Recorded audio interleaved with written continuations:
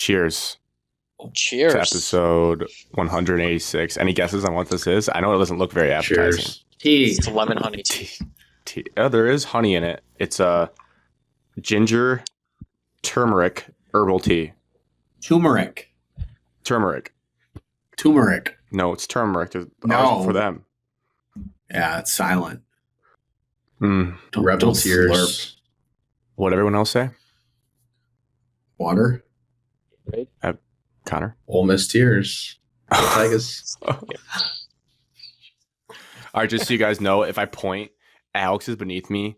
Evan's right here. Connor, you're down here.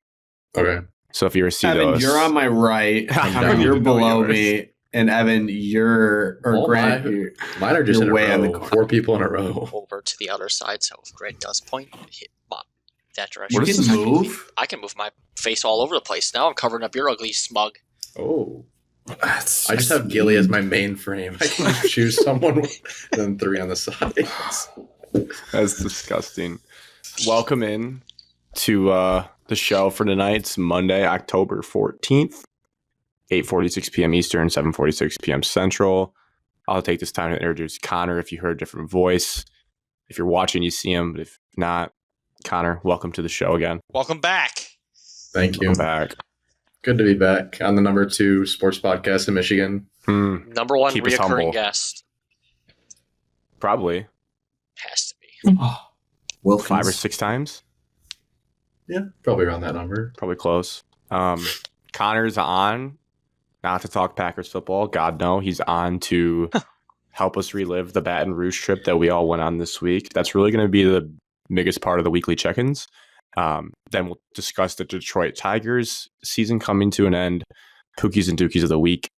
It'll be light for the football. The Lions actually had a game and have a game coming. Michigan State had bye weeks, so we'll just quickly preview their games. We're not a huge preview show, so we'll just give thoughts and predictions on those and get us out of here. Maybe, since we're all kind of tired still, maybe it'll be an hour and a half, hour 45 show. Hope maybe not 2 hours. About hour 15. No, we can't do that. There's no way we get that.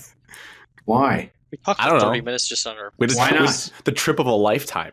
It was one of the trips of our lifetimes. Yeah, you'll never go on another trip like that. I feel confident. God, I hope not.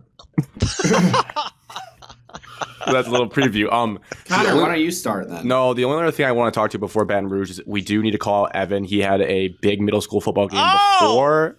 And yeah, he did. I'll let you talk, Evan, but you did smash the goal of 120 points as OC of Tecumseh Indians 8th and 7th grade football. So congratulations to you. Thank you. A lot of pressure every time we scored. I did actually think about the season total, and at the end of each week, obviously, I would send an update to the group chat saying I'm at this amount of points.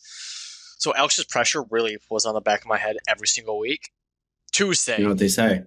away game at Chelsea, rival. Those that know. 7th grade won 28-0, and 8th grade won 40-7. So combined 68-7. Leaving Tuesday night, fantastic feeling. 8th grade played fantastic. 7th grade played great for, I would say, 3 quarters. 4th quarter was a little bit different. Rotating people in. It was just an awesome night of middle school football. That was probably the best that 8th grade group or that group has ever played together. I could call literally almost whatever play I wanted, and I think it would have worked. Which is a great feeling to have. Ran the ball down their throat, quote from offensive coordinator Evan Camus after the game. Yes. That game we had, for the 8th grade, we had 0 turnovers, 0 bad snaps, and I swear I don't think we had any negative yard plays, negative plays. Damn. Impressive. So you're at 140 points. The goal was 120. Sometimes in business, when you review metrics each quarter, if you smash a goal, the boss likes to come and say, maybe we should revise that and see if we can do even better. Are we going to revise? How many weeks do you have left? Should we revise the goal? 2 weeks left. Should we put that at 200 points? A flat 200 points? I got to get 60 points. In 4 games of football. 4 games of football, correct. You just put up 40 against your biggest rival. Second biggest rival, depending on who you ask. Got to get to 200. The goal is 200. Heard it here first. Well, Alex is a math guy. We'll let him weigh in. Does you think that's fair? I think it's attainable. It's challenging. Pressure Definitely makes diamonds. challenging. Yeah. 16 quarters, 60 points. Oh, if you break it down like that, it might get a little bit tougher. 60 divided by 16 quarters, it's 3.75 points per quarter. I'm not kicking That might any be field tough. goals, so I got to score just about a touchdown a quarter. If I score a touchdown a quarter, I smash that. Okay? All right. 200 is the new revised metric. But we'll see. Obviously, you still smash the current one. So it's all, you're playing with house money, as they say at this I got to point. score a touchdown per half, basically. Your 3.75. last touchdown has to be a big boy touchdown, though. Oh, Mm. I mean, spoilers, but not spoilers. We have after Tuesday. Ben Johnson So gave you a tomorrow couple we have a plays. game, and then we have Wednesday, Thursday, Friday practice, and then like next Monday's a walkthrough. So it's not really like too much of a practice. We have 3 practices left. Offense, both sides. All we're doing is putting in trick plays, Okay.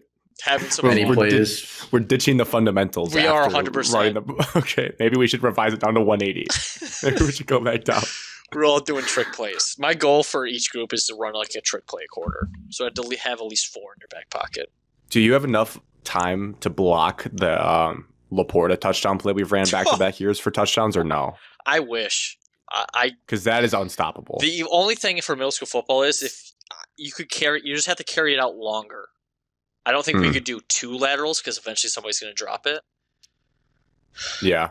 It would have to be 2, but like a jet reverse, and then you throw it back to the quarterback because a lot of times like the defense will move so much that you might have time. There's a chance. I mean, we saw the Steelers try to run it like in the same time frame, and they got sacked from behind. So you really 15 do yards. need time to throw. Yeah. You All never right. know. Well, had to spot out that before we get into Baton Rouge. I think recapping trips is kind of hard. I want to start with some questions to each person to maybe draw out some talking points. We'll start with Connor. You're the guest. When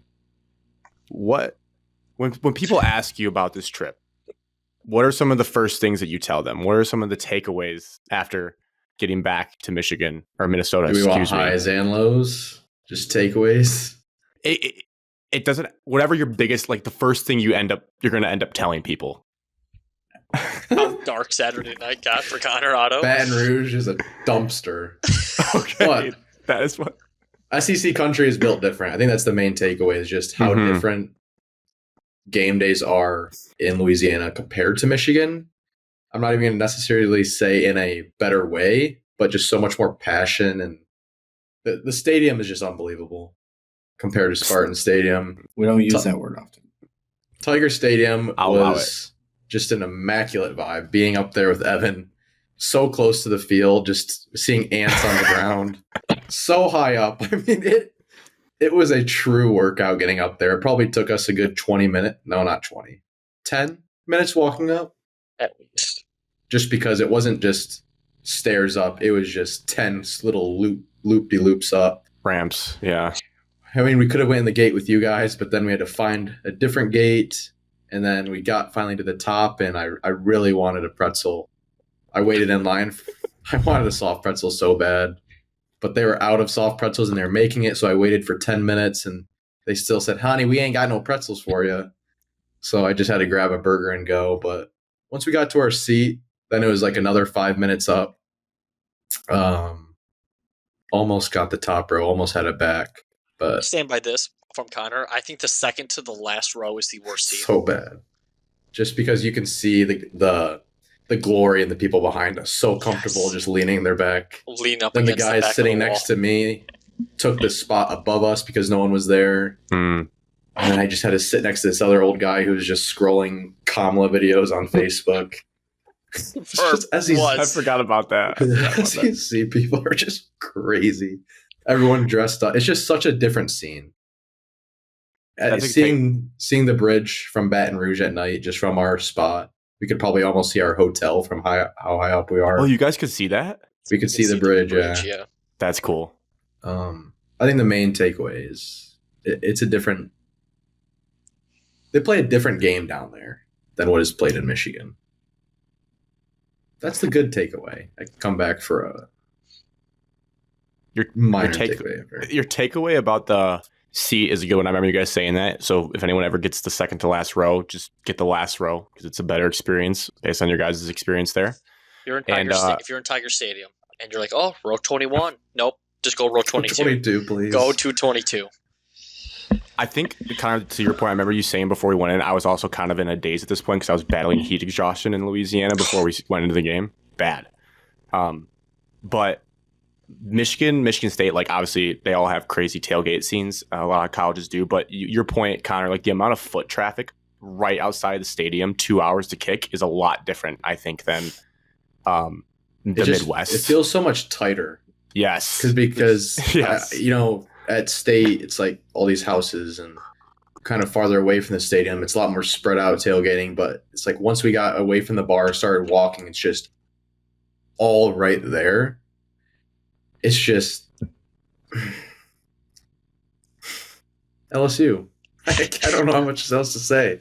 Just wild. And then just everything around the basketball stadium too. I mean, kind of MSU has that, but like the fan zone experience, it was a once in a lifetime place.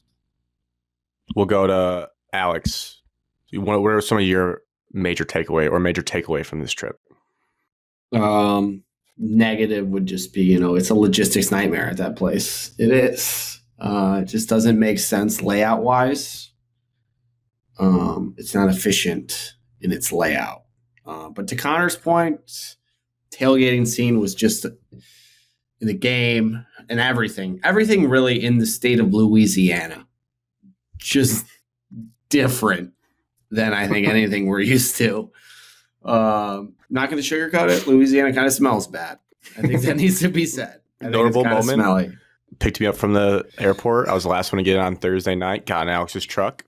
Trying to be a good friend because I didn't want to start the trip off on a bad foot. But I was like, someone's got to tell him if he let his car go that it smells this bad. Like, why does it smell this bad? I go, Alex, had just not cleaned this thing or something, or laundry. Goes, that's just the state. And we were driving on a highway just surrounded by swamp water. I was like, oh my God, it really just is our surrounding area. It's not his car. It just smells that bad through the car of just old gym socks for about a good half hour. Just this kind of a smelly place. Windows up too, yeah. The good. The environment was definitely rowdy. The fans were passionate.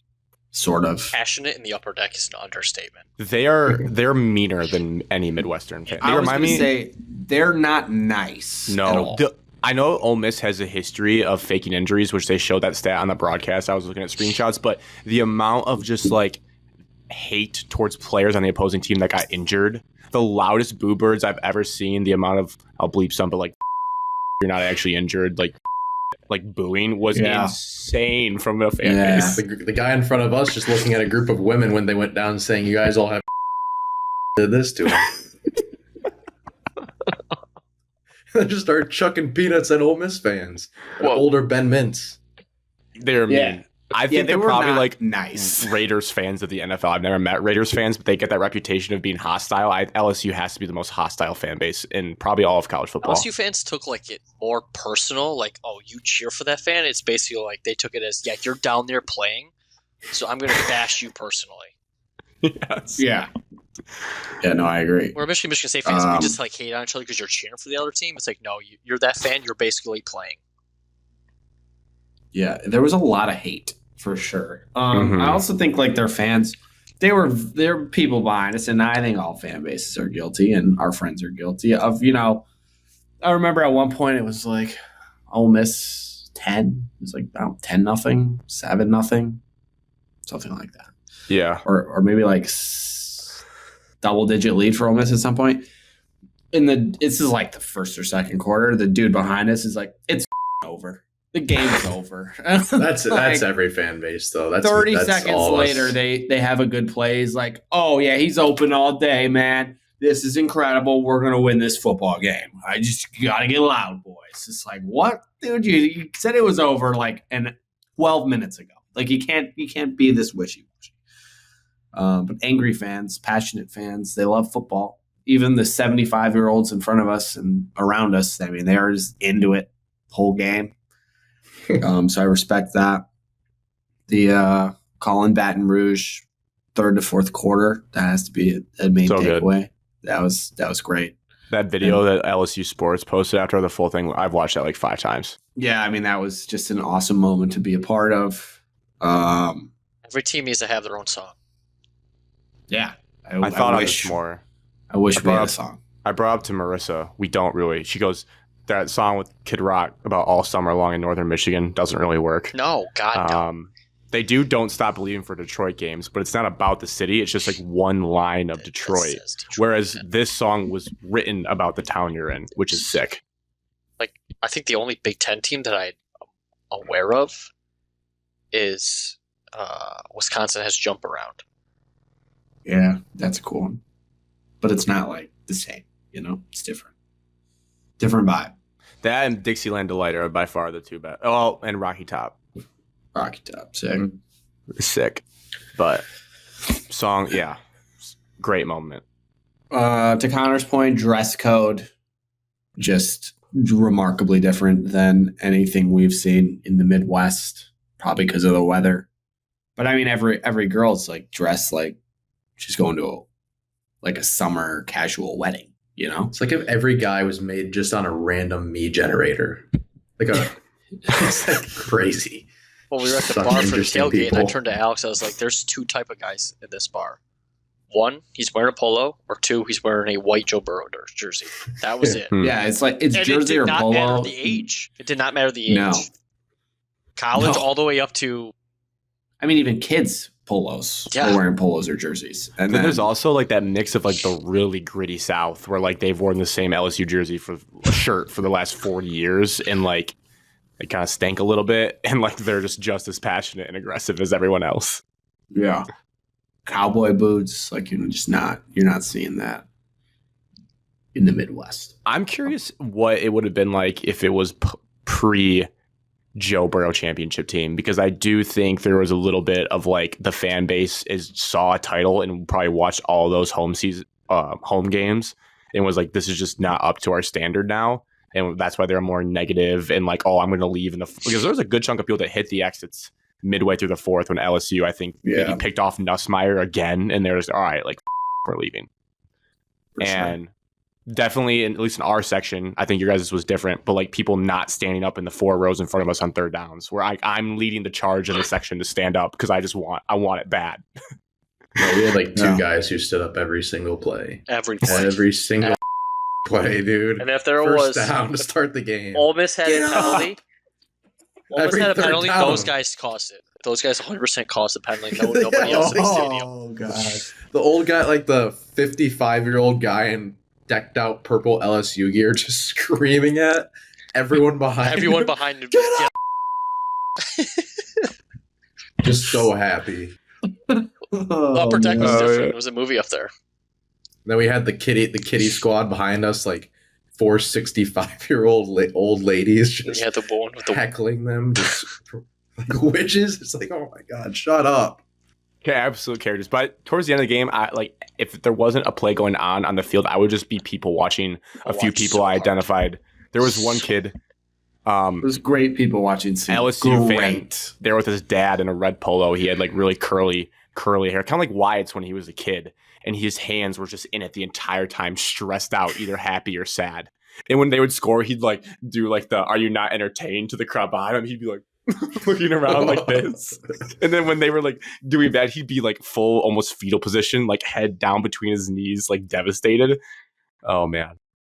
Did you guys have a lot of Ole Miss? Were you saying that was an Ole Miss fan? Yes. Okay. And then in front of us was their whole section. Like that corner was there. And then again, big part of the game. Really cool. Glad it happened. Was the wristbands they gave out because the videos and the light show was just spectacular the entire time. But I don't know if they'll do them again. They might because they're LSU and they don't care. But those are projectiles like into the 3rd quarter. Just being one hit an Ole Miss cheerleader. Remember, Alex? Yeah. It went on the field, hit a girl in the leg, and all the cheerleaders like freaked out. Like, what was that? And then like 5 more come flying into the Ole Miss fan section, just nailing people in the head. Like you could visibly see it. And I was like, this is a disaster. Well, I'll tell you what, as soon as that game was over and people were celebrating on the field, if you had one in the upper deck, I guarantee that person chucked it towards the field. Had no care in the world wherever that bad boy was going to land. It was just raining bracelets down from the upper deck. I was shocked by the Ole Miss fans there. Like, it got loud on LSU third downs. That Ole Miss section down there was really loud near the end of the game. There was Kinda quite There's a lot a of chance. there was quite a few up in the upper deck, like across from us, so up behind you guys from where you were sitting that you guys probably couldn't see. But there was probably 2 or 3 sections of all just red up there. Yeah, In terms of the stadium, back to Connor's point, Death Valley 100% lived up to being awesome. So they have the one end that's like open, like how a lot of stadiums are. But then I don't know if I've seen a stadium as drastically straight up on the other end to build like a complete sound wall to the sky the way they have like that. And then they have Welcome to Death Valley right in the middle. It's so cool. Like it's just a straight up and down wall. It feels like gradually goes in. It's like almost like a curve on a graph, and it goes straight up to block in that entire part of the stadium. It's awesome. So the venue 100% lived up to the billing of like coolness and tradition and loudness. I think I don't know. It's hard to like in the moment realize how loud something actually is. Do I think it's the loudest game I've ever been to? No, but like there's definitely sustained louder. loudness. Probably Lions playoff game against the Rams was like absurd. Well, you haven't been to, like, the big house where it felt louder. I don't think it ever could be louder than that.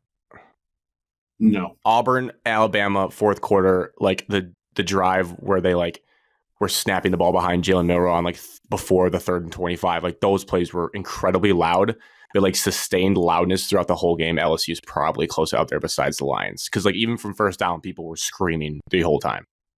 Yeah, sustained loudness is a good way to say it. It was pretty much an absurd decibel level for most of the game, other than like timeouts. I'm interested to see, like, from your guys' perspective, if it would seem so much louder down where you were compared to where we were. I would assume. It also, I had the guy behind me was really loud and screaming the whole time. So that adds into it when someone right behind you is yelling very loud as well. There were a couple felt- times where I like tried to lock in to see, how loud is it really in here, and my eardrums were like doing the little crackle thing. So it was definitely very loud. Alex almost passed out before halftime. I thought we lost him. That was not before halftime. I would That was assume- in Or the fourth- overtime. Before overtime. I would assume there's Yeah, a difference, that- Connor.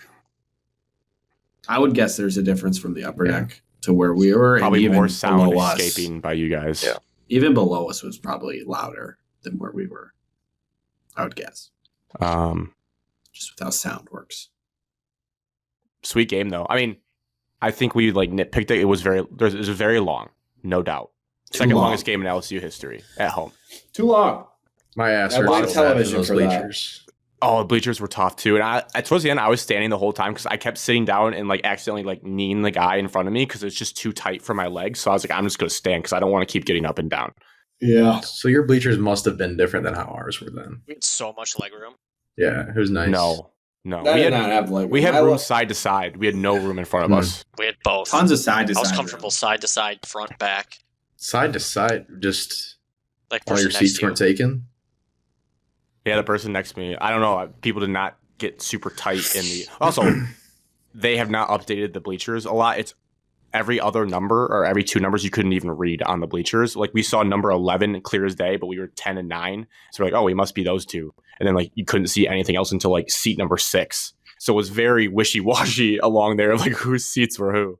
But if you had chair backs, you could put those down. Some people had chair backs. Those are so clutch if you had Yeah. a chair back. Do people bring them in though, or is it just there if they're They were already season ticket there. Their holders? season ticket. Can you bring them in if you just buy your own? Probably. Probably throw them after the game too because you're pissed off at old piss. Oh, great! Got to mention the dude just chucking his hat at your foot. Forgot about that. We thought we were safe because LSU was so horrendous in the first half. Turns out we left like with 2 minutes left in the half. LSU decides to score like all their points for the half in that like minute and a half stretch. We watched it while we were getting popcorn and stuff, but there was a guy before them that was so pissed off. Like it was almost like a cartoon character. So He- ridiculous. I was about to go to the bathroom and he like took off his hat and threw it on the ground like in just anger at his football team, and it hit the top of my foot, and I thought like someone threw something from above, and I look over and he's just like shaking his head, reaching down to pick up his hat. Like He didn't even apologize or anything. no, Just angry. he could not have Angry cared dude. who was around. He was just pissed off at the state of his football team. It's like, Jesus, buddy, take a breath. It's halftime. What else? Long game. Second half was really good. I thought third. I don't get how there was so much stoppage time. So many reviews, so many reviewed calls, incompletions. When they run the ball, they're not like Lane Kiffin kind of caused that loss just based on clock management. When you're getting a 15-yard quarterback draw from Jackson Dart, getting a first down, and then you're hiking the ball with 28 seconds left on the play clock. It's like, what are we doing here? Not even trying to chew any type of clock. That added to it. Angry Connor. And it was like 10:30, and I started just check because it was like mid third quarter. So I started checking fourth quarter. Started checking the Uber app. Just to see. Foreshadowing. And it just said no rides available. I didn't know you did that. Oh, yeah. I assumed it was just because our location, we just said no rides available, and I just was joking to Evan, yeah, we're not going to get a ride tonight. Well, Did we know? Foreshadowing. To the point about the long game, this is, I think, a good way to sum it up in my brain. I was getting annoyed because I thought I knew the outcome. I thought there's no way LSU's coming back. They look like absolute shit at some points in that game. When Nuss threw his pick right after LSU's pick, I was like, we're screwed. Yeah. Also, look at me calling him Nuss because everyone behind me was, come on, Nuss, show me something. One time, Nuss, come on, be somebody. Come on, Nuss, come on. Anyways, if you had told me we get that outcome, I'd be like, yeah, I'm fine for a 4-hour, 15-minute game because I would have wanted to see how it ended. But it was almost like I didn't have the picture of what was going to happen. I thought we were just wasting our time, to your point, Connor. But now that I'm removed, I have a much better feeling about that game overall and how cool it was. I do have a regret. I wish Alex and I stormed the field, especially how our night went after that. I would have stayed on there for a good hour. Looking back, we should have. The game kind of, I mean, with what happened after, it's like the game just completely went out of my mind. But after watching the highlights again today, it was a wild game. I mean, I full on hugged Alex after the Mason Taylor touchdown that it got called back because of his arm. I thought he scored, and I was just in a moment of pure jubilation for a team I really don't care about. I hugged Alex. I was like, this is amazing that we got to see that play. You didn't see the ref put his arms up for that? It was so loud. It was so loud. I watched back the highlight and we can see it perfect. Sideline cams. You can't even hear the whistle. So if you saw the arm, that's huge. I couldn't see. Yeah. I wasn't looking at the ref. You could not hear the whistle in the stadium with how loud it was. People around us were going berserk. I forgot how many fourth downs there were on that drive. Looking back at the little inside the den type video they do for LSU football, what a crazy drive we got to sit through. And the 3rd and 10, they ran a draw play right before I joked with Alex. Like, that'd be crazy if they ran it here. They'd never expect that, and they actually did. So that's 4th and 5, and they convert that sucker. Yeah, that was a touchdown, right? The 4th and 5 was the touchdown. Man beater. 4th and 7. Garrett Nussmeier had a 20-yard scramble one play.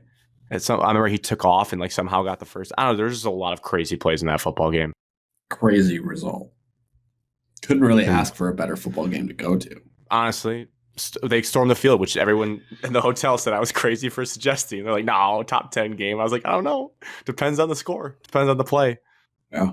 Crowd, storming has gotten way too. If Illinois beats Michigan, they're going to storm the field. As they should, defending national champions. You're kind of being an old man yell at the clouds today. There's a lot of things that you're getting upset about. So seeing it in person, I'm very conflicted on storming the field just because I feel like it should actually mean something. And I guess it does for these home passionate fans. But seeing it in person, even though it's 2 top 15 teams, where if you're watching it on TV, it's like, this is ridiculous. Seeing that passion in person made a lot of sense, and it was very cool to witness. Even though I was kind of laughing at the same time because I was so confused why this was occurring.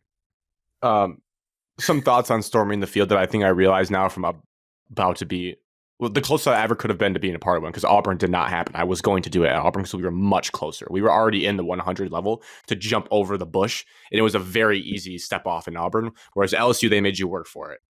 It's sick if you're close to the front, because you're running on, you can maybe grab a player selfie or whatever. When you're Alex and I, and you're I don't know, the 450th person potentially getting on the field, it's not even close to as cool.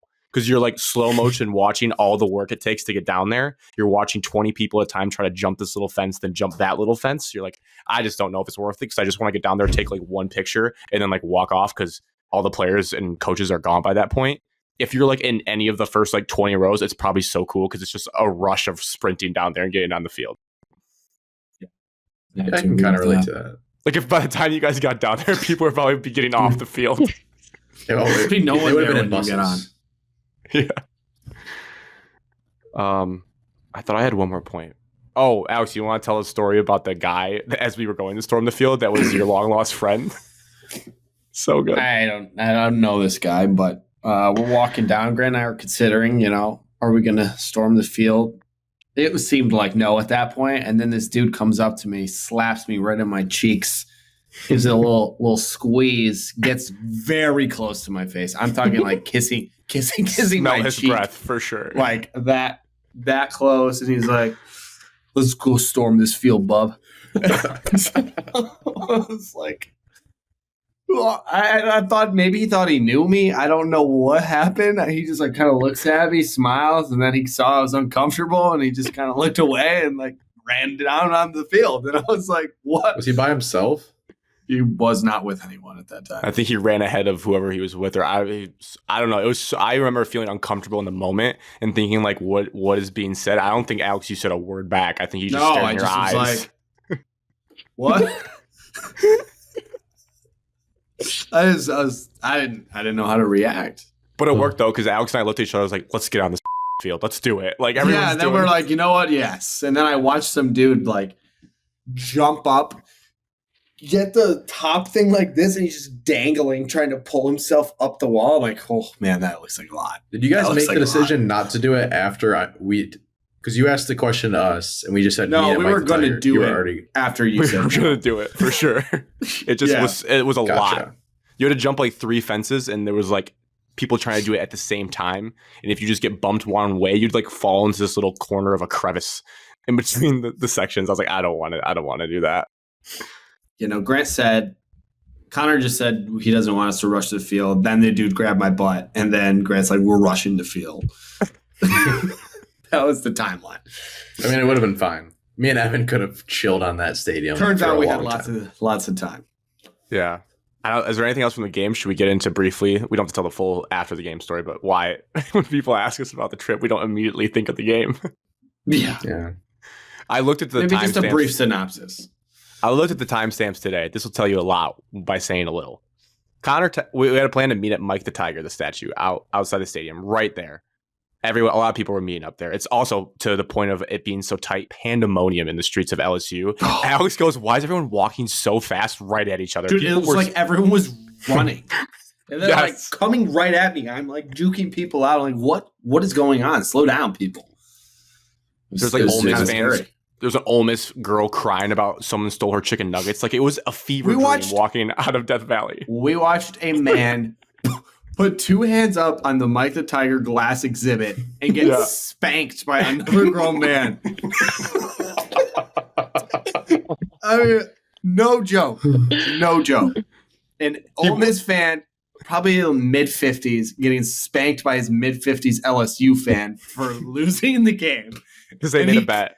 He comes over to the glass. He puts his hands like, boys, I gotta get spanked. We're like, what? And this dude is just spanking him. Was the tiger visible when you guys were over there or no? No, I couldn't see. They said he wasn't out. I think they put him in a different cage after the game. Good idea. Yeah.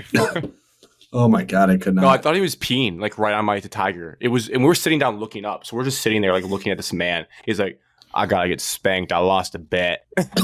and his buddy's like, hits him on the left cheek. Hits him on the right cheek. He's like, gonna hit you in the middle here. This one's gonna hurt.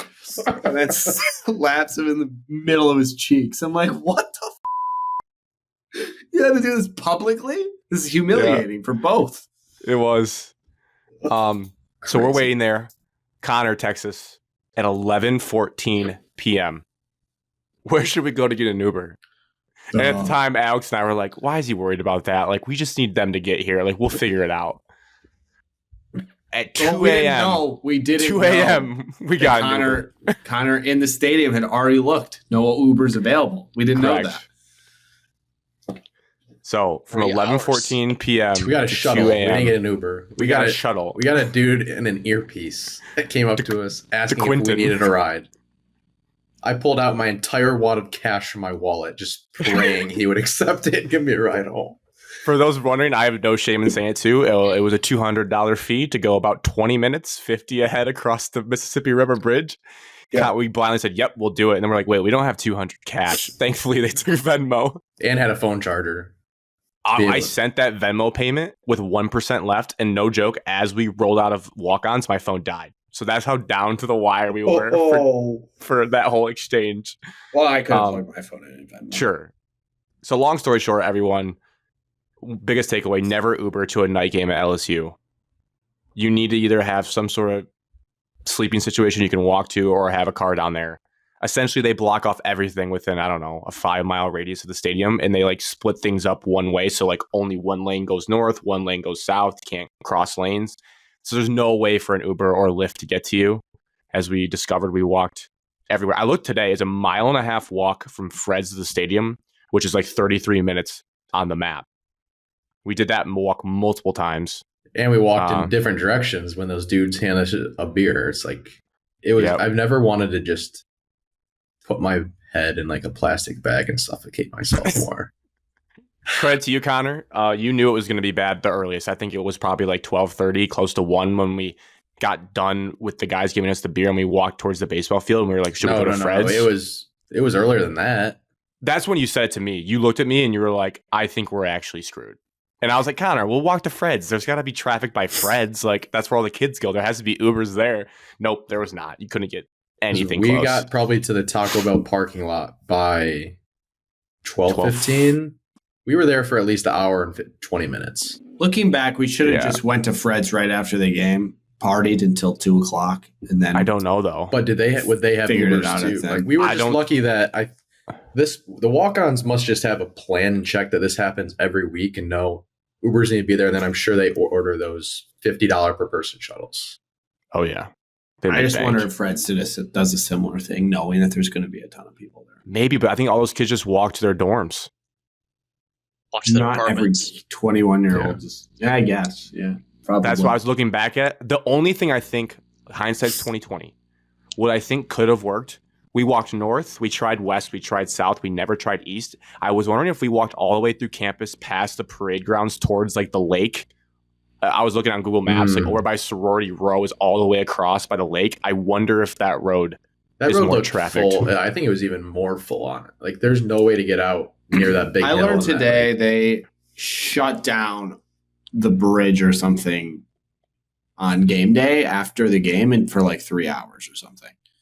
Really? We go across? They had a word for it today when I asked about it. I don't remember the word. People over there, but getting us a hotel before the bridge. I didn't get the hotel, Connor. Thank you. Yeah, we didn't know it. We didn't know anything about LSU.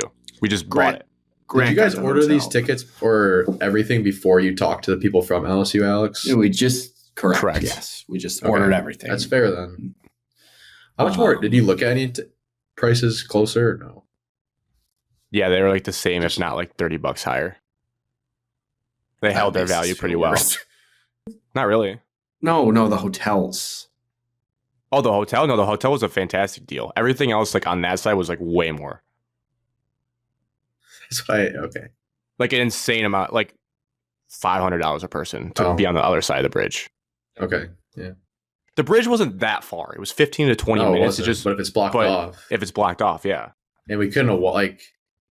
I'm just imagining if we would have... A guy did, though. We almost a guy did. We almost passed him on a shuttle. There was a guy walking the highway. I mean, I know... I almost said something, but it was so quiet. I was like, I pointed and didn't say anything, but I was like, there was a dude just walking that highway to the La Quinta. What the naked girl throwing up? She wasn't naked. Dude, Connor, yes, she was. I thought it was an Uber driver, and I thought we were going to be able to go up to her, and then I just saw her right when we stepped closer, just started throwing. Yakking. Vomit just splattering on the while her friend was holding her hair. Such a loud... Such a good audio. sound. It was not. You guys stay there. I just started walking to the other side of the parking lot. Like, I'm not curious. standing. You just want to know what happens. That was gross. So besides... in the Taco Bell parking lot, too, because there's other people there. Yes. But then when that lady and her daughter got a ride, I was like, we have a shot. But they were also in downtown Baton Rouge, not across the bridge. Tough moment. I mean, what did you guys say? There was at least 100 people in the same spot as we were, if not more. More. Not at Taco Bell, but like once you start walking to Sonic in the parking lot, and then walk-ons had a lot, too. Walk-ons. Yeah. At least I thought if we had to sleep out here, there's enough people where we should be safe. Oh, man. I know you guys had a lot higher hopes of getting out of there, but I really tried to thought we stay were positive for my We friends. walked to because Taco Bell, and thought I laid down it was at gonna Taco get Bell, dark. and I had Yes. no worries. Wasn't even worried about it at all. I thought you were sleeping. I did. My eyes closed for a little bit. There was a moment I felt like I was in like the movie Superbad. I think Alex and I were up towards the road, and at that point, mine was a big part of this. Everyone listening, like, why didn't you guys figure this out? Phone batteries were a problem. I think I had the most at 22% leaving the game. Everyone was below that, if not more. And cell service was an incredible problem where, like, in some pockets, some people's phones worked, others didn't. So when we were at Taco Bell, mine was the only one that worked at the time. And I think Alex and I were staying there. I looked back and, like, I could tell Connor was, like, going through it. He's just sitting there, like, not even moving. And Evan's just, like, hat over his eyes, like, on the back of the Taco Bell ground. I was like, I feel like I'm in, like, a Jonah Hill movie right now where it's like, how did these guys get in this situation? If we didn't stream the Tigers game, we'd probably have an extra 20%. Yeah. It's Not true. that it would have helped at that time. Hindsight 2020. I only ever really hit the panic button, like you guys saw when I came out of that hotel. You said, And that I'm at a loss of words, and I was like, now we are. That was it. That was my tipping point. I was all Direct good quote. before that, but as soon as I saw Grant panicked, I was like, yeah, we're screwed. I look at this nice old lady at a hotel where they're supposed to be all about customer service for people that don't know where they're supposed to be. I go, do you have a phone charger? First order is, no, don't have any for iPhones. Like, okay. What? 2, do you have any rooms available? So, like, could we sleep here? Nope, no rooms. Like, lastly, do you have any contacts with, like, a taxi, a shuttle, a bus, Uber, Lyft? Nope, sorry, we don't have anyone to come here. And I was like, she goes, but good luck. I hope a stranger went in there and popped her ass, dude.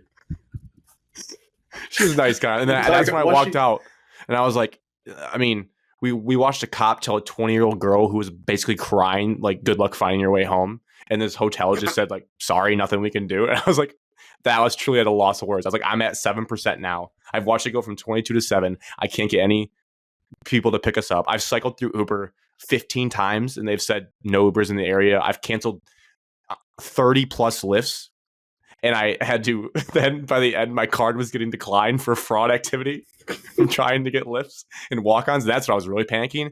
And I was probably just like, boys, we need to start talking to every single Uber that comes in here. And we did. Shout out to Connor. He got that guy to agree to take us. But then the shuttles from Jesus himself, maybe God, maybe that made me believe in God a little bit more. Those shuttles rolled in like a posse. It's Oh my 5 of God. them. When that guy And came then up to us and right- said, where do you need to go? I wanted to just study the Bible when I got home. I was so thankful. I think that the reason, because we went up to that guy in the van asking if he could come back, and he gave us our number. He probably gave us the number to text him if we got a ride. Oh, well, I hope you had a good night. But Yeah, man, me too. That He guy found who- someone else to pick up for sure. That guy who had the earpiece, if you're listening to this Shot of Michigan Sports episode, thank you, Thank sir. you. God bless you. We were sitting ducks, but it was a win-win transaction. He made some easy money, way more than the price of gas cost to go that far. $200. Especially down there, I it's also- like $250.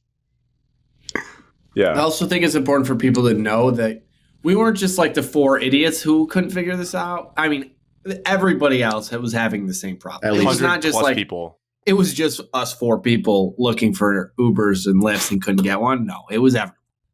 Grown woman basically crying with her group of friends and was asking each car out of the Taco Bell drive-through, will you like hitchhike? Can we drive with you? $700 hitch. $700. She goes, guys, I got a ride. It's $700 though. And they're like, we'll do it. And they probably all split it up.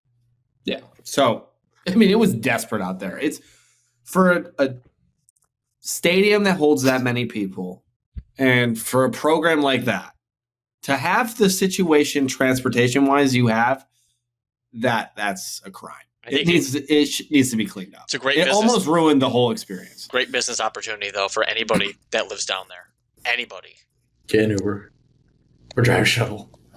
The shuttle thing that we asked those ladies in the beginning too still kind of irks me because we saw so many of those empty buses and they were like, those are only for handicapped people. And I'm like, there has to be public college shuttles. Like, what's the one in East Lansing called? Catabus just that a takes Cata. you back to like the campus. That's all we need to do is like get towards downtown Baton Rouge to get an Uber. We just couldn't get any Ubers by the stadium. But if you're a college kid there, Just drive around, start offering rides. Boom, Venmo. Well, Evan, you gotta go to Fred's, man. You gotta go to Fred's. There's some lame Yeah, kids I out mean, there party. How many rides, if you're doing that, could you actually get done with that traffic? in a day. That's Not also like a good at point, night. Connor. Maybe 2 More than 2. prior to How many like people were there 1:32 a.m. 3 hours after the game, though, still? At 2, after 2, yes, it'd be easy. But like if you're doing it prior to that, maybe 1 to 2 rides. Just Yeah, And you can do I think with all the cash. traffic and the roads, like we were probably not getting out of there until we did anyways. no. I think It's we would just- definitely get out of there sooner. The road Probably that we an hour. walked Probably an hour. out by Fred's, that was. But it how are wasn't we like- ever going to get into It one wasn't of like those? standstill traffic. It was the line was moving. It was a green light down there. They were shuttling cars. Just the amount of cars there were. But then we'd have to circle back to a closed bridge. I don't think the bridge can be Potentially. closed. You cannot close a bridge. I The think I saw exit cars lane going. closed. No, I The think lane to get onto it I would have to like blocked off. see is what I'm told. visual. I'd have to see visual evidence. I don't believe that. I don't know if we want to fast. No, we can keep going. I was gonna say we didn't see post game, but like Fred's on a game day is overrated. There's nothing special about that bar. The people that work there too. Correct. They lie You to our have faces. 4 TVs, one that's not even on. We asked Just- him 4 times total. Can you put the? I had explained. Tigers are a playoff baseball team right now. Can you turn on TBS to this TV that's not on? Each TV is numbered. He said, "No, bro." Actually, no. He said yes at first. I know he told you no, Alex. No, he told me, he gave me an actual reason. Yeah, but he was a straight up liar because by the time it was like the 2:00 slate, there was 3 different games on different TVs. He So- just told me mainly that people would beat his ass for putting on Tigers Even though the baseball instead TV of wasn't Alabama on. football.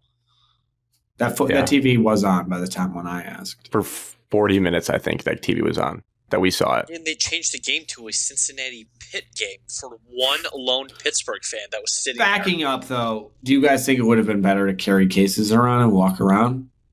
No, I was fine with our time. Probably I was not. fine with If we their ran time in into, there. I was if we totally happy ran- with their time in there. yeah, I was Yeah. content with that.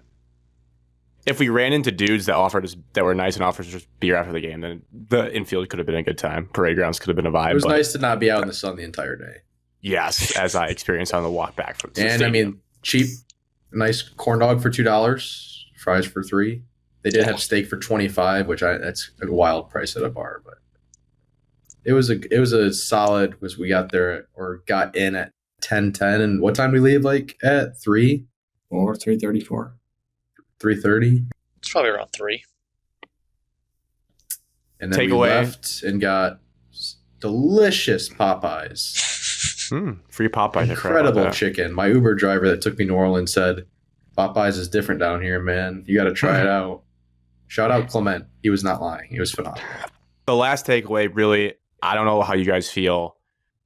SEC trips are still go. College football trips still go. We just got to plan better. If there's any way where a car is involved, you gotta get a tailgate spot and you gotta make a pact that someone will sober up throughout the game, which inevitably happens. Or like I was telling Evan, I think in the airport, like just be like all the other tailgaters and just sit there for an hour and a half at the game and let traffic clear and sober up and drive yourself back. I would go as far to say if we went to a location where we all had to fly, I would honestly be down to rent a car for that weekend just to confirm that I could tailgate. Because I just don't think I could ever go to a college town like this again and just trust that an Uber will work. I'm scarred for life. I will never do it again. I felt like I was sobered up by the second half of the football game. Yeah. Yeah, Yeah. for sure. You- like we would've everyone been fine. forgets how like fast you sober up if you're not pounding beers in a stadium, which Now- most people don't, I think. We also need to remember that game was one of the longest games in history. So we had a little extra sober time. Yeah. But yes, agreed. Someone would be sober, I think, by the end of that game.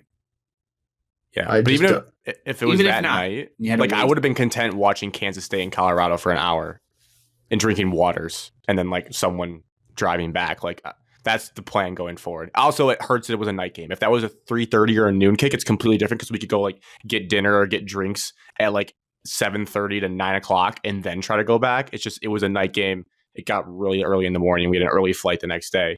That's Yeah. the tough part. And even if like maybe the next day, like we don't have to get out of the hotel at 7 o'clock and instead it's like leave at noon, we're probably not as upset. We're still no, upset I disagree. for sure. Straight to Fred's. If that Yeah, was okay. a noon wake up time. I mean, when we got back, like I was like half in and out of sleep just dreaming that I was with LSU and Ole Miss fans just trying to order a ride somewhere. Living a Yeah, nightmare. No, we get it. It emotionally scarred you, Connor, the most. Grant probably second. Evan third and me fourth, but then at the airport, I got to enjoy a nice Chili's meal, watch the Packers, and I sat next to a Saints fan who just couldn't speak English. He was wearing a Saints jersey.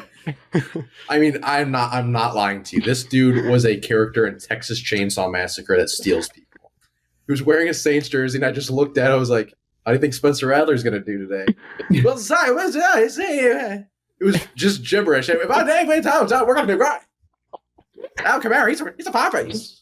He's just wearing these gross ass flip flop sandals. And once they leave, no one, like, they just had food on their table for an hour. The waitress never got it. People just kept coming and standing. I see just flies going next to him. And then he just comes back and forth between standing behind me watching the game. Just a terrifying family. I think that's the trip, unless there's anything else. ratings? I was so happy to get back in my bed last night. I never felt better to just be in a comfortable, safe environment that I have control in. It's a great feeling. 1, poop in my own toilet. Use nice quality toilet paper. And 2. Yeah, nice quality toilet paper is my number one. When I had that last a luxury that you forget you have. It's like, holy shit, I can't believe I ever used one ply. And then laying down in your own bed last night. Yeah. I think it was an 8.5 trip. Yeah, I'd settle around the 8.23 range. I would settle around mid-7s. Yeah, I was his rating dropped. I was at about I said 7. That night I said 7. Or that morning I said 7. Altogether, fully with every experience that happened, including losing my AirPods. Snap my glasses when I stepped on them. Yeah. I would say altogether 7.5. If that, it's still pretty high considering it is. It was a good trip. I would do it again, but I would not go back to Baton Rouge. Awful city. I hate that anyone would live there. I think I was looking back. I think I would. I just would try to plan it better. I think if we had a hotel on campus, I would do it again. I would hope for a day game as well. I told Evan this in the airport. Don't do I said day games. LSU doesn't do day games. They've had 2 this year already. More than us. Boom. We've had 2. I don't think at home. Good to you, Grant. Sorry. I told Evan this in the airport.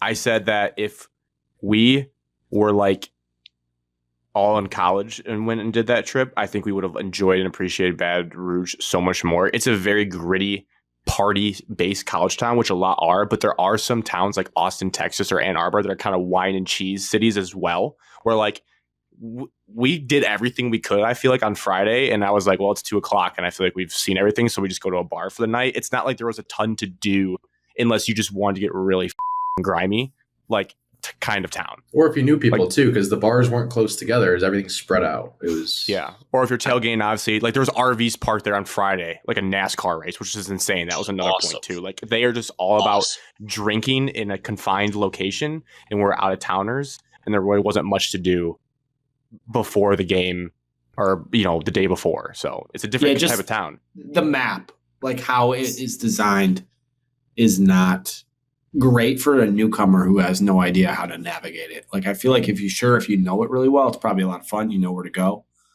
If you're just coming for the first time and you don't really have much clue other than a few like random spots you should try, it can be dicey. As we saw. I could definitely, like, if you had a friend down there and you went all night at Fred's, you woke up hungover, you went to campus, drank your face off again, then went back to Fred's, it probably would be the trip of your life. It's just like we were not in that stage of our life right now, so it didn't really hit our demographic. My flight home, I sat next to a kid who was at the LSU game, and he was at Fred's on Friday. Went after the game. Hell yeah. Which I just don't know how you could do it after. I mean, I guess if you walk, it's fine. But. Shout out, also, Spirit Airlines. People complain about airlines and travel all the time. Flawless experience on Spirit Airlines this weekend, so shout out to them. Flawless. No complaints. People that shit on Spirit, shame on you. Well, they have their No, reasons, I mean, Evan, it can be bad. No. I'm happy that it went well for you, but it definitely can be bad. Let's pivot the show to actual sports. A different type of Tigers, the ALDS. No. I was doing this exercise. I was thinking this on the way home today about the show. What do I ask the guys? I can go first because it's tough, but if anyone wants to go first, what is the one word you would use to describe like the last 2 months or the stretch run of this team leading into the playoffs and even how it ended? I feel like it didn't happen just because it was so out there. So That's fake. That's not a word. Fairy tale, maybe, is the word you're trying to go for. Yeah, I'm not gonna say it didn't happen, but those 2 months, because it was just so fun, kind of went by, or I guess 1 month went by so quick, and then out of nowhere we have to be ready for playoff baseball, and then it's just over. And I mean, the last game, I mean, we watched the whole game, but I feel like we didn't get the full experience without even being able to listen and just watching on the phone. It didn't feel as, it was a very heartbreaking end, but since we're kind of watching even just on a phone screen with buffering, it's like it didn't feel as dramatic of a loss to me specifically. I think it didn't feel as dramatic of a loss because we didn't have the expectations of like the weight of like we're not like the Yankees this year. Like this is our chance to win the title. Like that's also why my word, I look back on, I'm going to choose happiness. I'm grateful for the run because since 2015, like the year after our playoff stuff, I really haven't cared much at all about baseball in general. And playoff baseball, I forgot, honestly, how good it was. I was the proponent earlier this year when Connor was talking about like if they were on, I'd be like, no, I'm not watching like any playoff baseball in LSU, even if it wasn't the Tigers. Like I'm not watching that. Football's the king. Like Game 7 of the World Series, I'm watching football. I don't think that way anymore. It like reinvigorated my love of playoff baseball. Like today, I'm like, oh, I kind of want to see the Mets and Dodgers game too. I want to see like how Cleveland does. Like I'm fully back in to like the postseason of baseball. So I'm grateful that the Tigers gave me that. Good one. That's a good one, Grant. Thanks, AG. I'm gonna go. I've been flamed in the past for my boycott of the Tigers. Whatever, felt like they deserved it. But I'll say my word is hopeful. Because they did in fact provide hope for me that this franchise is not dead. Things can happen. We do have some things that are good on this team in the organization. Our manager, our GM seems to do a decent job. And, they turned nothing into something and made me like baseball again. So I'm also now looking forward to the future and hopeful that it'll continue. I've been. Say proud. Yeah. Along the lines of yours, Grant, and Alex's, proud that we get to talk about Tigers baseball now. Now, next year's going to be higher expectations just due to what we did the last month. But also higher expectations. Also, go out and spend a little money. You need a bat, need a third baseman, need a couple starter pitchers. So what's the next future hold right there? And then since I'm involved with baseball so much, it's good to see the sport that I'm involved with now carry weight back into the city that's basically all we had there for a decade plus. Yes, a little less than a decade. Maybe it inspires the next generation of the youth to think that baseball is cool. We don't need to play lacrosse. I want to be like Parker Meadows. I'll add another word. I'm more nervous. So 3 positives and a Connor. Nice. Because great experience. It was fun. I love baseball in general, but I'm nervous about this team. Wings lost. Thanks. What, 2-1? 3-1. 4-1. I don't trust Pizza owner at all. I really don't give him any faith that he's gonna spend because he saw this roster made a playoff without him doing jack shit. And I think he's okay with, hey, if they had a magical month. How talented is this team? I'm still not sure because if you catch fire in baseball, it's not always about who's the best. It's about who's the hottest. What's working? Is this chaos baseball going to work for another full season? No. I think we all know. And I do think the rotation can be strong. Escobar, Job, yup. I like Kiter and Montero a lot too. Job is not going to be a bullpen pitcher next year. You think that? Yes. That's a crazy starter. I think he's a starter. He's for sure a starter. He's the number 2 guy. Unless I like Kiter and Reese as well. I think those are good pieces at your 3 and 4. You don't need stars. 5, maybe go back and get a Flaherty or do a bullpen game every 5th day. But I'm nervous that Illich is not going to take that step forward and Tigers will be complacent. You can't ride with Torque as your starter next year. You can't do it.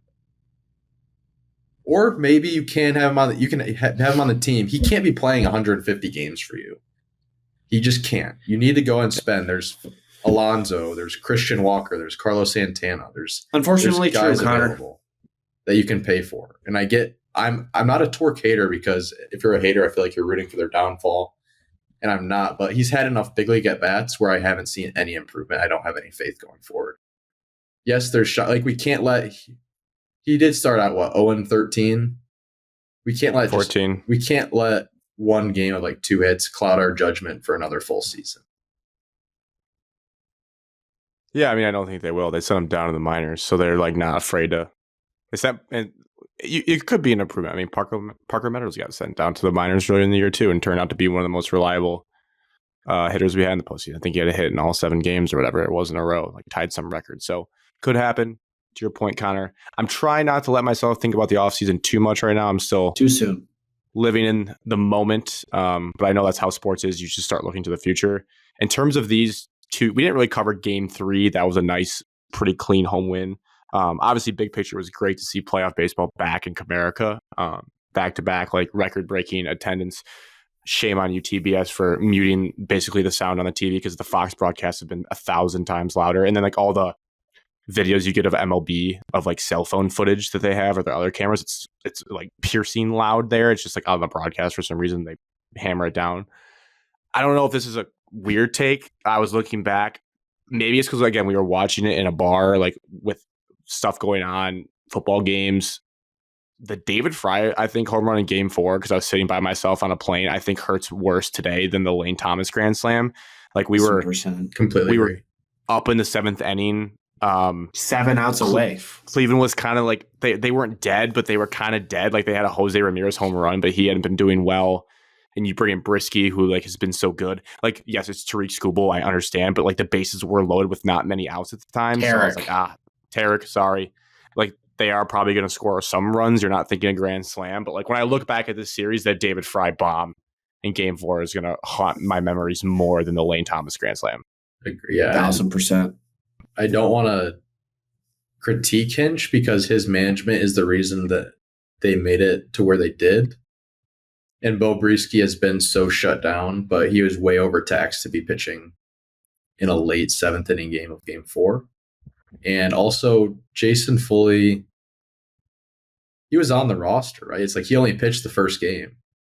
Yeah, That we Hinch didn't see him said that. again. Hinch said he's a terrible matchup. We didn't say it that meanly, but he said he's a bad matchup with Cleveland, which must mean he's terrible because we use everybody in our That bullpen. doesn't make so sense. I think he's just been destroyed by Cleveland. And I this get year. it, because Foley looked very rough in Game 1, but and in the ALDS, right? Yeah, he almost blew Game 1 in the ALDS or the wild card. I'm sorry. That's the well, only that's game what I was he talking about. pitched. Game 1 of the wild card was only game Oh. through. Yeah. And I mean, you've It's had 2 batters. pitchers who haven't even thrown yet, like the Brennan Hannafy, who I wanted to see. And Vest was still available, or did Vest pitch before Brisky? Or No, yeah, Vest No, came in he came after. later. it's like you After could have Job's thrown mess. Vest there. But again, I don't want to overly critique Hinch, because he did a hell of a job getting the team to a Game 5 of an ALDS. Amen. Manager of the year. Got the most out of the least a talent in the MLB. Yeah. I'm not saying we have the least amount of talent. I'm saying he did the most with the Agreed. lowest. Because like you look at our roster up and down, we're not a top 4 roster in baseball, not even close. And we were 7 outs, 6 outs away from it. And honestly, we really were only overmatched and didn't look like we didn't belong in Game 1. Every other game that we played the entire postseason, we looked like we were right there, had chances to win. Game 3, I felt like we were winning the World Series just because there was no stress in it. Maybe the 7th inning before the Vierling catch, but it's like that was such a smooth flowing game. It didn't feel real that we were just dominating.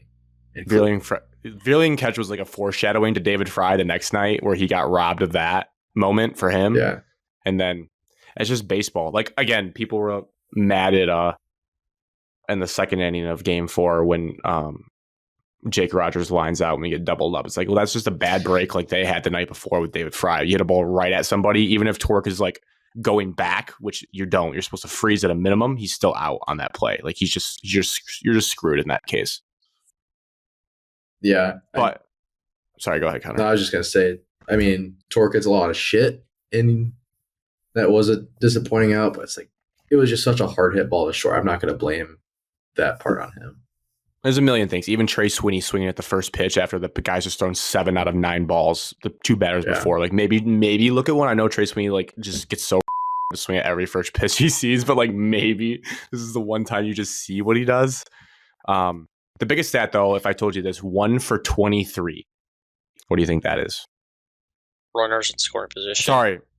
Excuse me. 2 for 23. Yes. Runners in scoring position, games 4 and 5 combined for the Tigers. 2 for 23. That's the biggest thing is you just got to find a couple more bats or people have to grow into roles where they're going to be nails. It's impressive to even have 23 runners in scoring position in those 2 games, but you just have nobody that you're that confident. Besides Wensil Perez was the only guy every time he was up. I thought, I don't know if like I felt the most confident in the 2 nut crunching games that Wensil Perez was delivering a big hit. But if you're bringing up that 2 for 23 point and you're the one who's like, you want the bunting to happen. If we're just 2 for 23 with runners in scoring position, that bunting is not going to do anything for us. Yeah, no, that's a fair point in that case. Like, yes, there's just a couple where the point about the bunting was just we all knew watching this offense on paper and in games, like they're playing above their weight. And you have guys like Colt Keith getting a bunch of bats hitting like 100, striking out like almost every time he comes up. Like, it just made me more mad when you watch the Guardians lay that suicide down, and then I watch the Dodgers do it, and again it's Ohtani, but like just trying to squeeze out even more of this, like it's almost like you're squeezing a lemon or squeezing an orange, and there's like not that much juice to squeeze out because they're just limited by talent. And it's like I just need a little bit more to try to get a run in those tight games, but that would be my only complaint. It's a shame that McKinstry home run went to waste because that was an incredible Tiger moment. That I legit thought we were not going to the World Series, but thought we were ALCS bound when their stud Jose Ramirez hits a bomb, and then we just have Zach McKinstry come up and hit one like the next day. I was like, all right, well, yeah, we're just like we have a horseshoe up our ass, but it caught up to us eventually. Yeah, go out there and sign, bring back Jose Iglesias. Go out and sign Willy Adames. You have to do some type of addition. Oh, Connor, we're not off-season looking right now. It's early. Let's save this stuff. You always got to be ready. I'm excited to get into the free agency market now and actually care about this stuff. So that's cool. Yeah. Baseball. But yeah, it's a weird feeling because it's like we should not have been there. And then you're in it. Like, wow, now I'm sitting here like we should have been in the ALCS. Do I think we probably would get smacked around by the Yankees? Sure. But I'm like, like I said, we didn't really look overmatched besides the first game of the series. And that's because Stephen Kwan, the killer, started the whole series off on a sour note. Shout out to that guy. He's an absolute ball player. I would do bad things for Stephen Kwan. Are you guys rooting for Yankees or Guardians or nobody? I have a whale on Yankees to beat the Mets in a Subway Series. Right. That's true. So I'm all in on the Yankees.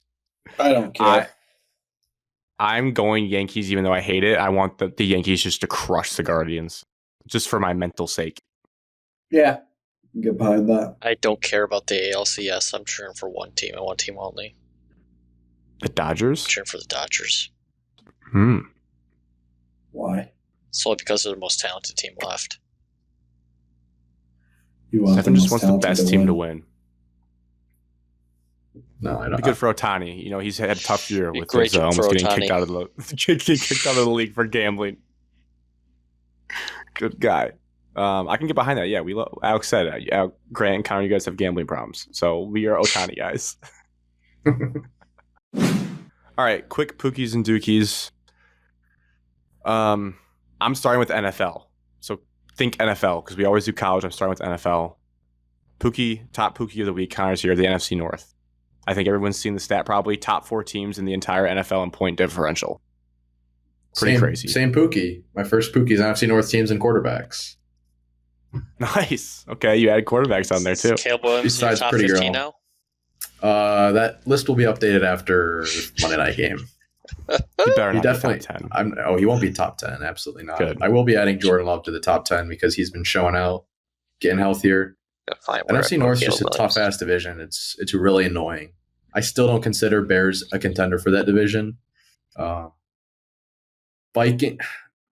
I'm not going to talk too much about Lions Vikings, but I think Vikings will fall off at some point. I don't think Darnold Magic will last forever, but there could be definitely 3 teams. Yeah, Bears. I think every team they've beat only has one win. So they're kind of like the one being a house of cards held up. It is kind of crazy. I think before the season, a lot of people were like, obviously either Lions, Packers, and then Bears, Vikings belling it out for worse. But like any combination is still on the table. Like we definitely still could finish Lions, Packers, Bears, Vikings. We just have no idea right now what's going to happen. One division game so far. Packers are 4-2 and they're in last because they played the Vikings. Normally Vikings and Packers, though I guess they did still play early in the year, but normally they play like very early in the season, which I guess again they did. But besides that, nothing. Alex, I have a Pookie for college football. Okay. The Penn State Nittany Cats traveling to the West Coast and winning a game over there, which, as Grant mentioned last week, I think they were like 1-7 in those games.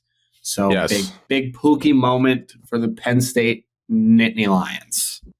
Good. 100% co-sign that. I know Evan will never give him credit, but that let the non-biased people. That's a pretty damn impressive win on the West Coast. That's a game they lose his entire time there. I know we didn't watch the game live. Did you guys see that trick play? I didn't see any of the highlights. Of Penn State's tight end snapping the ball and then running out and getting a crazy touchdown catch? Like vaguely. I have it on my notes to watch this game at some point because I do want to see the highlights, not the full game, but the highlights. But this is the game I have not had eyes on. I did box score. Drew Aller, if you would have said how they won the game, he threw 43 times in this game. They did not run the ball that well at all. Katron Allen ran 16 times for 56 yards, 3.5 a carry. Ew. And so going back to Drew Aller, he threw 43 times. He did not have a receiver catch more than 3 passes. How did they do that? Did you guys see the tight end stats? He is the ultimate Pookie of the week. Tyler Warren, number 44, would probably be a Pittsburgh Steeler, maybe a first round NFL tight end. 17 catches, 224 yards, and a touchdown. Yeah. And his touchdown, he snapped the ball. Insane. Evan, what would it take for you to say Penn State is good? Beating Ohio State. Beat Ohio State, Oregon, Michigan State. Michigan State. Stop. I'm getting there, Connor. Let me talk my point. They already beat Illinois this year. There's nobody else good in the Big Ten.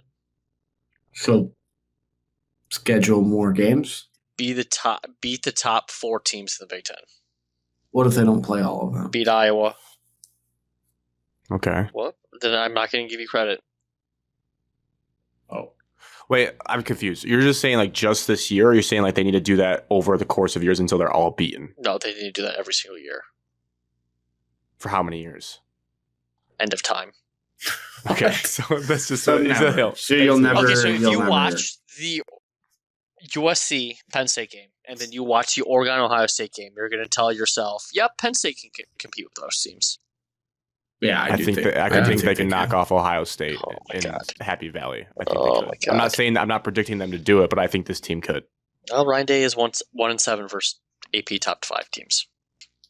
I mean, Penn State competed with Ohio State the last couple of years. They didn't win, And Michigan. but they've been in all those games. They're not getting blown Do not out. think they were in the game last year. I don't even remember that game. Score was Definitely in the first half, maybe towards the score end, Drew was Aller fell a lot apart. closer than what it actually was.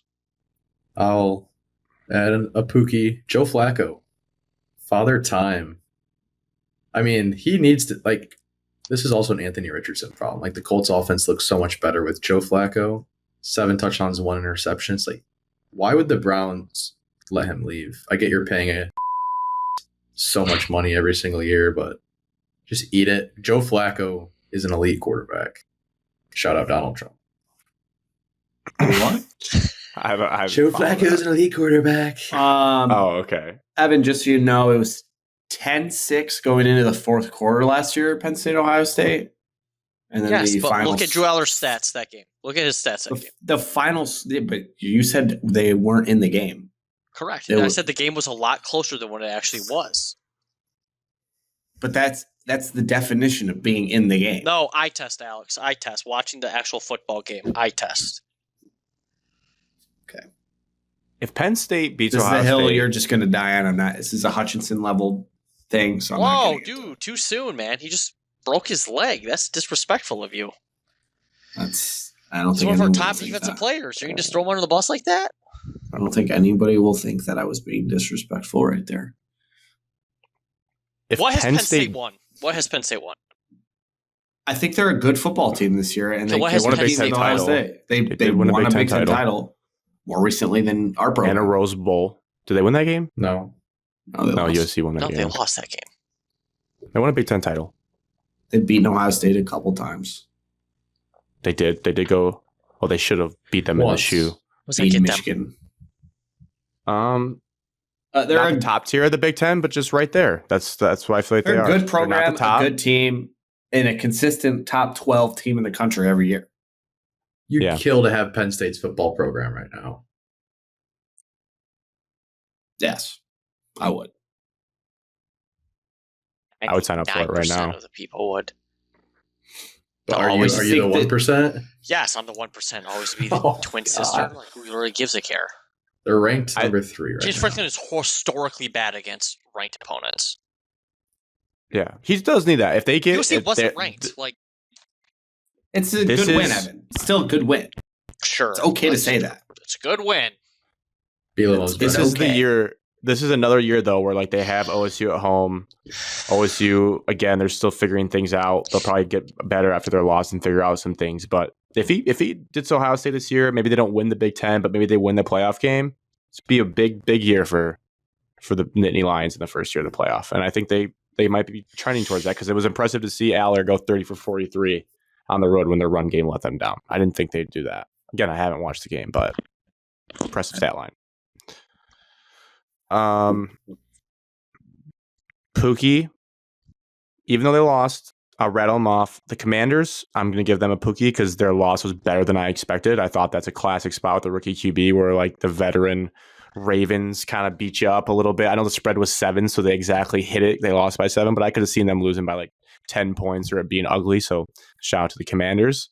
Their quarterback's legit. And then the other 2 Pookies, Chargers, got a nice win against the Broncos off their bye week. They're winning gross football, but I could see them being a playoff team. Wasn't sure exactly how they'd be in year 1 under Harbaugh. And the other one, Thursday night, people forget, but the Niners got a massive win on the road. Looked pretty dominant against Seattle, so big for the Niners. Chargers are not a good football team.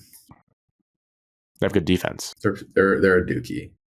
But Pookie, Jim Harbaugh being good after his heart palpitations. Okay, yeah, that was. I didn't know what when they said illness. You don't want to hear heart palpitations. Never a good thing. MSU hockey splitting with Boston College at home. Okay.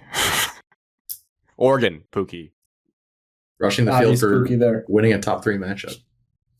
Yes, let the kids storm Connor. With the Duck just being crowd served. Pookie. Texas Pookie, dominant in a rivalry game. Brett Venables Dookie. The Oklahoma Venables Oh, that's era. my bit, Connor. He's doing a bit. Last college one for me for Pookie is Matt Campbell, undefeated top 10 team right now. Good for him. Speaking of undefeated teams, Army, Navy, undefeated. Ranked. Yes. Both of them. Yes. You were on it first, Houston Service Academies, and here they are, ranked. They're not right good. around Michigan. That's a travesty saying Michigan ranked this week. I agree, Connor. They're not a top 25 team in the country. It's just the brand uplifting them. I have. And serious, that's not a joke. That's just that's. I'm denying that. I'm going to say 2 Dookies. One of them's combined, so technically 3 Dookies. Friday night, Big Ten and Big 12 team. Maryland, Utah. Yes. Bums. Pookie, Arizona State, 5-1. Sorry, Alex. That's your Cam bet. Rising out for the season. And he can be redshirted and play again next year. You can apply for an 8th year. Can't wait. Hope he gets better. Can't wait. Rutgers. Did you pick Rutgers, Evan, and run your pool? I hope not. 42-7. F the bit. F everything about them. They're not a good football team. It's not funny. It's stale, dry. It was cool 6 years ago. But Rutgers is Some not. of the things that you get upset about just blow my mind every week. Rutgers. People saying Rutgers in the chat It's should pissing not me make off. you this upset. Super It annoying shouldn't. and dumb. It shouldn't. It's dumb. shouldn't Ryan, make I think it. it's funny. It still It'll makes me never. happy. I don't know You if get it'll what you never not deserve make me for laugh. betting I laugh. money. You get what you deserve for betting money on Rutgers football. That's what you get. You can't be But pissed I'm- off and be like, oh my god, I've never I can't bet on believe You, Rutgers you didn't can't cover. be You're pissed betting on off that Rutgers people. football. You can't be this pissed off that people are saying ruckus. Yeah, it's freaking annoying. It's It's not. stupid. It's a stupid bit. It's stupid. I Have you ever get. said it though? No. Have you ever said it out loud? Rutgers. No, just say it one time. It'll Rutgers. grow on you. Ruckus. Rutgers. His memes. Keep them coming, Ryan. Keep them coming. I hope they die with your bank account if you keep on betting on Rutgers. That's I guarantee he doesn't mean. even bet on Rutgers. I guarantee he just makes the memes.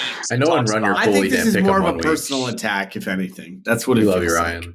I think I've bet on Rutgers once this year, and they won for me. So But I on like Saturday. Sad. last Dookies for me. Ole Miss in the game we talked about. Hard to lead the game the entire time until the last snap, and then you lose.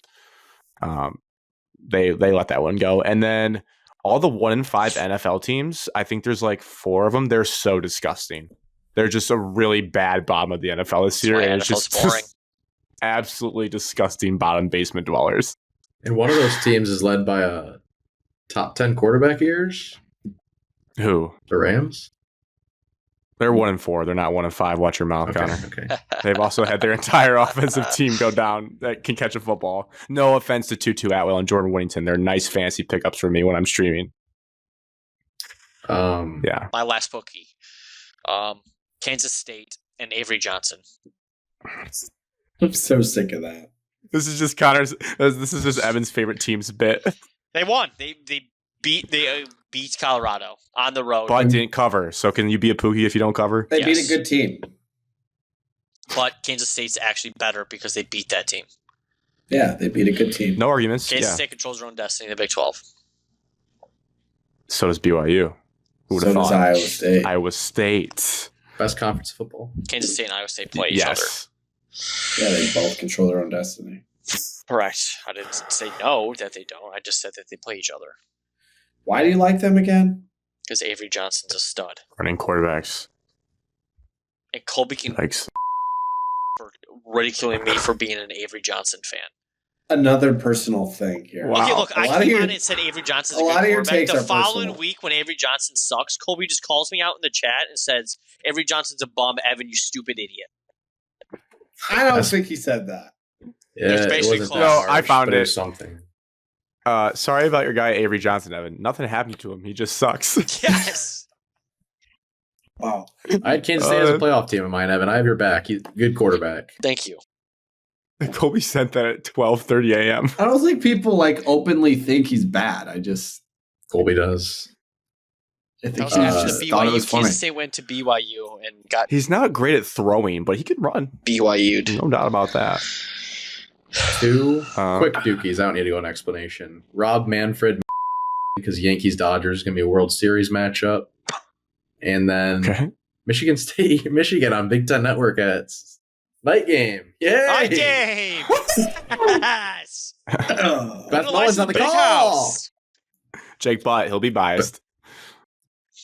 So gross. Yeah, it's disgusting. We have fallen off pretty On hard. Big Ten Network, this rivalry. is It being- reminds me of when we watched like Purdue and Illinois get really good at basketball in our conference that we used to dominate, and now we're just basement dwellers. Can't wait to watch that game on mute. There's just not one single person talented enough to call a game on BTN. Beth Mullins. Honestly, I think anyone deserves to call that game. No one's above Correct, but I'm calling just that saying we game. used to be Devin a Gardner. rubber country where we got to watch Sean McDonough and Chris Spielman call our game every single year. Well, we don't have an ESPN contract. I don't even remember those times. It was so long ago. Well, those that's are true. all The games we were Hawks. winning, so that's Yes. why. Yeah. He's absolutely dominating. Yes, Sean McDonough call a slant route. Tony Lippett down the sideline. All right. Speaking of announcers, Tom Brady in the booth for the Lions Cowboys. Okay, Jeff. Hand up, I thought he actually didn't do too bad. Does it help that we were dominating and he was just hyping up the Lions? Absolutely. Made me think if Jared Goff ever gets hurt, Tom Brady would come out of retirement to play for us because he said, I would love to be the quarterback of this team. He said that for a quote, Said- and it got me a little interested. Lions are his number 1 team in the NFL. Before we get into the actual game, I do have to put a hand up. I fell asleep probably the start of the third. It was really sad. We'll get into the Hutch stuff later, but I was like falling asleep. I saw his sack. I was like, all right, that's a good way to go to sleep. Saw him kind of grimace. I was like, oh, that's not good because he normally doesn't act like that when he gets hurt. And then I was like about to fall asleep. I opened my eyes and I saw everyone huddled around him on the cart. And I was like, damn it. And I fell asleep and didn't see anything of the game after that. So that was my viewing experience, but I was dialed in for the first half. So I did not see all the disrespectful trick plays. I saw the highlights later, but I was not awake to witness all the disrespectful trick plays. But I love them. That was great. It's fair. That's great. My big picture take was this probably is the definition of bittersweet. Should have been like a capstone moment of the regular season, a celebratory, like all-time embarrassing the Cowboys on national TV, America's Game of the Week, but it doesn't feel that way deep down because of the Hutchinson injury. Yeah, probably true. I felt like kind of happy after the game, but not nearly as happy as I would have been. And I was still happy, don't get me wrong.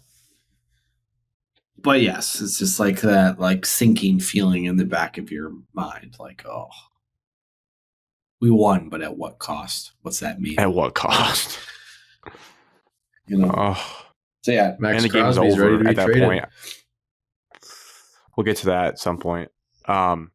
Speaking of the player, I think it's going to be hard to like overstate, put into words how important to the defense he is, and we'll see he will be. I mean, again, all speculative. We have no idea what their plan is to do.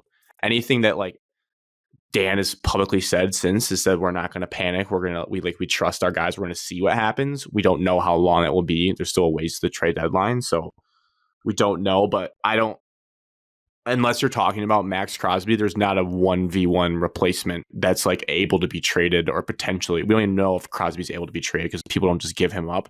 There's like no way to even patch together multiple players to like reach Hutchinson's production. So I'm very worried about the defense going forward. And I think everyone is. You're just like, I have no idea what this is going to look like. I don't know how we get pressure. And it's not just him. It's the fact that Kaminsky went down. It's the fact that Davenport's done for the year. It's the fact that Derek Barnes is like your best linebacker off the edge in moments. He's out for the year. It's like every single edge rushing person you had, you don't have anymore. Be interesting. I'm not going to say I'm worried. I still think this team can do a lot of the things that they need to do and can achieve them because of our offense, because of the secondary being a little bit better, because of improved play from Jack Campbell. I think it's not like it's a terrible injury. It's terrible for this team. I feel terrible for him. But I do think we can piece enough together to be good and still get where we want to be.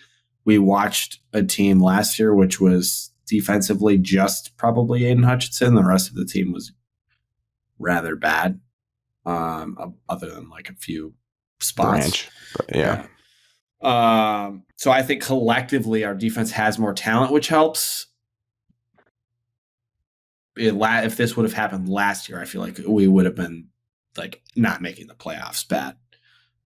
So I would rather it happen this year, I guess, than last, but it'll be interesting to see how we can piece it together. And then at what point do you just go trade for maybe not an all pro level defensive end, Max Crosby level guy?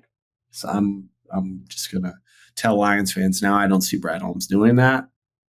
Doesn't seem like his MO. But when do you maybe trade for like a Evan level guy, a Chase Young type of dude or someone like that to try to piece things together? I could see that happen. Where's Chase Young even at right now? Saints. The Saints. Come on, guys. Saints are on a team. They're pretty bad. It'll be interesting. Does I that think they're going to dampen Connor. your, like before that injury, were you fully set, even with Vikings being 5-0, were you fully setting in like, yeah, we're winning the division? Does that change your Well, I thoughts? said that last week. I was, after watching what we were doing to Dallas, I was like already like, yep, I'm going to be watching this team play in the Super Bowl. Yeah, I was ready to say we're the best team in the league. You're in a Packer but fan it is expectations. Dallas, though. Dallas is vastly overrated. I don't think Dallas will finish 2 games anywhere close to 500. Fine, but at the same time, it's not every day you see another NFL team just smoke a team by 40 points. On Jerry's birthday. Jerry's 82nd birthday. So sad. Great. I agree. Annihilate make an NFL team look like Have a our way JV with. football game. Like that was not even a football game. I agree. Yeah, it was I mean, awesome. we were messing around with them. It wasn't even like funny. It was like watching like a Just snatched their Longest Yard swords. movie or like a That's what movie you about do when football. you have a bye week. Start coming up with some fun stuff, and they watched I it don't on know. film. I've They're never- like, yeah, there's no I don't- point to that even might be- try. It was kind of like the first half at Lambeau Field, but then the Packers came back and made me sweat. This was just like an absolute clowning. It's one of the most impressive. Maybe the Jaguars, but they're like a little bit worse in how I view the Cowboys. Like the Cowboys still have talent. The kind of scary parallel is we were watching the Cowboys just get dusted, and you see Michael Parsons sitting on the sideline getting 40 hung on them, and I can't help but think like, well, our Michael Parsons is about to be sitting on the sidelines the rest of the year. So I hope we can figure out. I know collectively we're better, but it was eerie being like, oh yeah, like they don't have their best defensive player who changes how teams have to do all their protections and double teams and everything about a game plan on offense. We just lost our version of that for the entire year. And separate of that, it also was a shock factor of the injury. I don't know if I've ever been a part of a team I've rooted for watch someone get hurt like that. I was trying to think like there's the Kevin Wares. There's all famous examples of I was really at that game. disgusting. Wow, what a pull! You're the guy to have on the show. But I don't know if I've seen anything that bad, unless I'm just completely blanking on something, which I could be. I would just say, yes, you won by 30 something. Don't let any one NFL game don't build into that overhype because there's so much parity in this league. It's like you need to just forget about what just happened.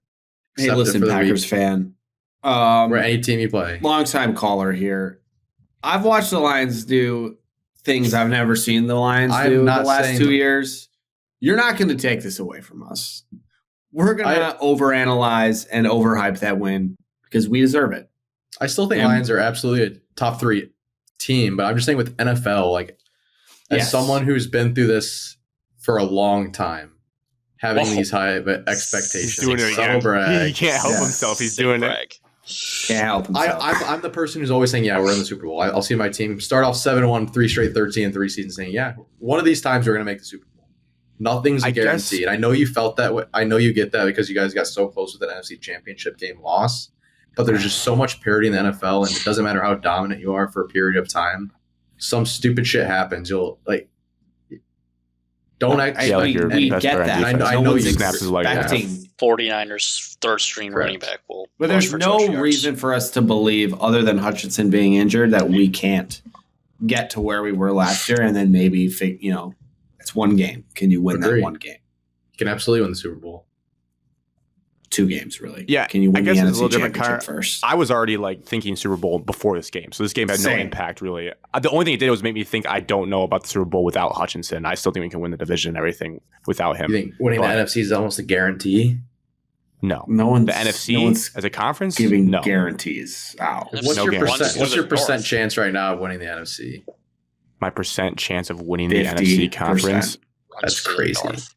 I would say 75. I'd say if That we played is this season Insane. 4 See, times, that's what we'd I'm win it talking 3. about. Like, don't expect. That's just an insane. I think we thought have like a process. top 10 NFL offense Top of 10 the Jets, last. Alex. I've seen 25 Rodgers years. Devontae seasons every year where it's unstoppable, and then in the postseason anything happens. But you guys had bad culture the entire time he was there. We play indoors. That's We not have great true. culture, and we play Only, indoors. only bad offseason culture. Do you think top 10 is generous, Evan?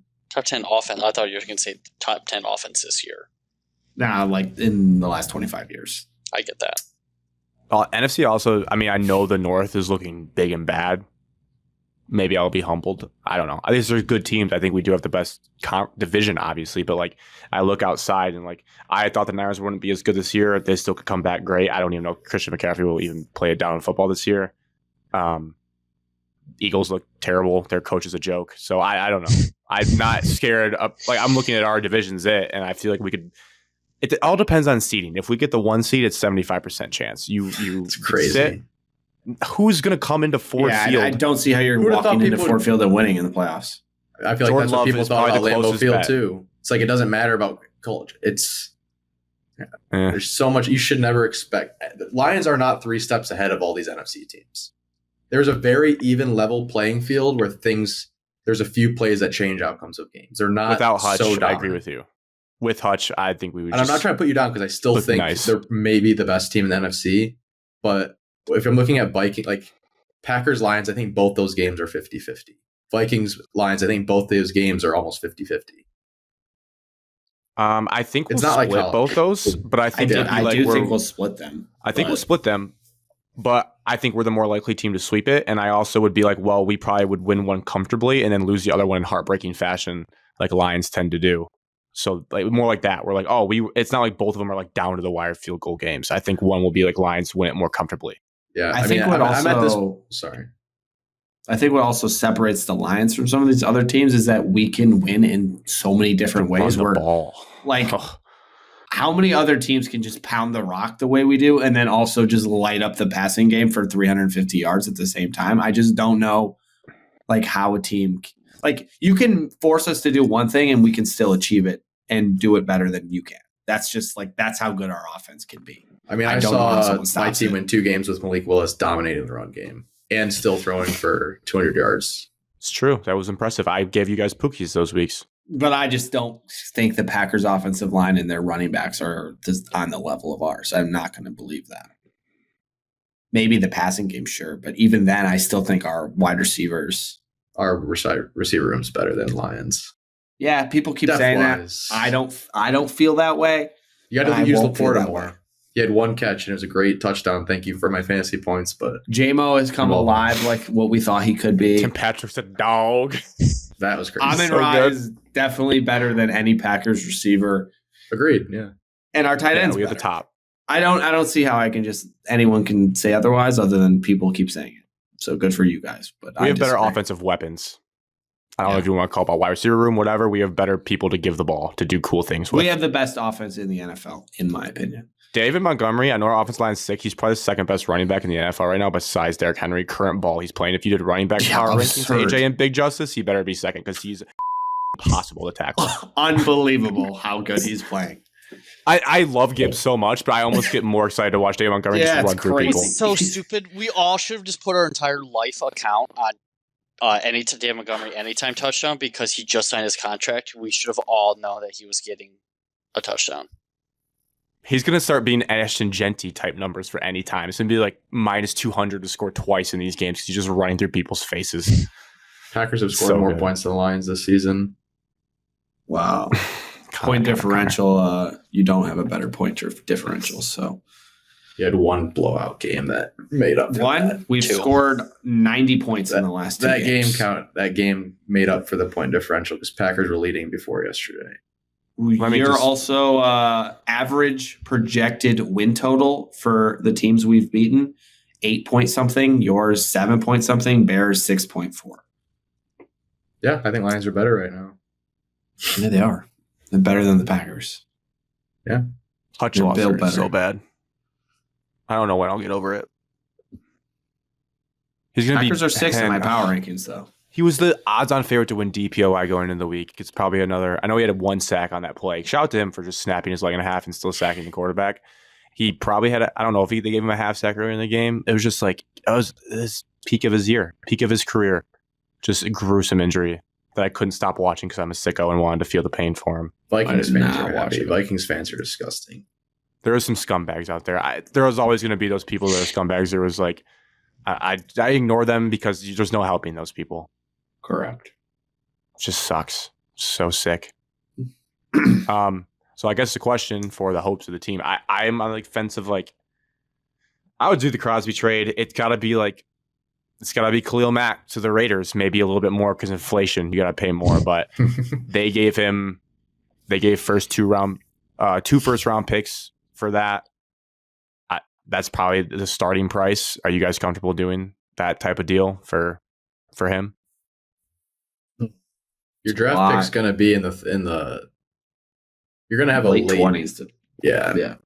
I would if I'm a Lions fan. I would do it. It's the matter of, do you think this trade, when you make it and you punt 2 first round picks, are you going to be a Super Bowl contender for the next 5 years? Without those picks? If the answer is yes, then I think you do it. If you still think you need a couple pieces in depth, first round wise, then maybe you don't. Personally, I think we are there and we are ready to do a deal like this. So I would say yes. Tough. Yeah, I'm But I'm similar always to where Go ahead. The NFL is probably the smallest window to win. I think of any of the sports. And if you have that window, a sliver of hope, you have to do it. Yeah, I agree. Lions are unique because our window is with a quarterback that's not on a rookie contract, that's not younger. But I think we're doing it with all of our production being from our draft picks over the last 2 or 3 years, 4 years, and we're eventually going to have to pay them all. So we paid quite a few of them already. Correct. Probably some of the most important guys, but there's going to be the most important guy has been paid. Sewell, yes, correct. Yes, Sewell, correct. It probably comes down to with like. Oh, sorry. Go ahead, Evan. But what I just was going to say, a couple of those guys aren't going to be here, but also like Max Crosby's already under contract. He already signed his big contract. NFL cap's going to keep on going up, so he's going to keep on getting bumped down in the cap pecking order of the defensive ends. He's not the next one to get paid, but it is going to be 2 first-round picks, probably a 4th, and swap late-round picks. He's under contract till 2027. He's a free agent then. He's 27 years old. He'll be 30 when he's a free agent. So I mean, that's why you maybe have to pay like 3 first-round or 2 firsts and a second or something, because the contract is so perfect as well. Like you said, like it's already done. You're not paying him on top of anything. I don't know how the numbers all work. I know the cap's fake, but like if you do a deal like this, it probably means like an Aleem McNeil is not getting extended because there has to be some people you can't pay. JMO may not get paid. Like it's just you have to make cuts if you're adding that contract into your team, and then still have to pay Hutch one day because you're not just going to get rid of him. Is Goff's contract 4 years? Or 5, including this season. I think like this. I'm not trying to be a dog at all on Detroit at all. I'm saying with your history and like we don't know what's going to happen once Goff's done. I think right now you're in a perfect time. You're a very elite team, and you will be a top 5 team for the next 5 years. Probably. I think you need to go all in. You need to try and get a Super Bowl. It's coming from a Packers fan. He knows everything, guys. He's done this for a long time. I've done it and witnessed nothing. I believe in you. I mean, yeah. If I didn't think we could win the Super Bowl, I would say no, but I think we can. So if I ever were to do it, I'd be down. Do I think it'll happen? Probably not. But I'd honestly, though, rather just do that than try to mess with. I don't know. Those rentals are so tough because we are so about the culture here and no turds and all that. And like Zadarius Smith is a turd. He ruined, like, you know that. Smith. I know we can hire him as like a hitman for a year, but he's just going to piss people off. He's probably going to like loaf in practice unless like we're the Patriots now where like people get their shit together when they come here. I don't know if we're that tight yet. I don't want to mess with it. I'd rather just go all in because I think Max Crosby would be perfect here. I think he cares and he would just run through a wall for everyone. I'd rather spend all that and then instead of go like budget shopping for something that might break. Like it's like toy shopping. Give me the brand new thing, expensive, than try to buy something $20 that's going to break in 2 weeks. I just would rather go all in. Yeah, I just don't see Brad doing that, and I am not going to expect him to. That's the part that's I don't see him going upsetting. all in. But like, I don't think Max Crosby is going to be a Lion, and I don't even know if Max Crosby is truly available. Yeah, correct. Teams don't just get rid of those players. Yeah, and he really, if I'm the Raiders, he wouldn't be available. I wouldn't be getting rid of him. They're also a dumpster fire. So if there's one team that might do it, there's a few in the league that would do it. They need to see if teams are desperate enough to give him 3, and then at that point you could sell. I definitely don't think we're going to see any movement on that front, at least for a couple of weeks. Because, if we beat Minnesota and then obviously we play the Titans, should beat them. And then after that, it's the Packers. If you win those 3 games, like, can't see why Dan and Brad are going to be like, you know what, we need someone. Maybe because you're that elite and it's like we had another piece, we're just going to be I get the logic if you were to do it, and I want them to do it, but I can also see them being like, no, let's go for one of those rentals. If we're talking about even without them. If we're talking about a 3-game sample size, I think if we went 1 and 2, we'd really get desperate potentially. And you might have gone 1 and 2 with Hutch in that stretch. I mean, 2 road games against the Vikings and Packers, but potentially, I think if they go 1 and 2 against the 2 losses being the division teams, I think that's when it might get tight on the phones and be like, you know what, 2 firsts, third round pick, whatever. I'm Brad Holmes. I'll figure it out. Yeah, it'll be interesting to see. Back, and then you're absolutely just disgusting the next But year. our window is open. Last year, I'm not making this deal probably at this time. I was not as confident that we could be a Super Bowl team. This year, though, I don't see how you couldn't. Last year, I fully believed in this team. I think after our loss to Dallas, because I was like, this team just won't quit. Right. And they should have that won. Was very late.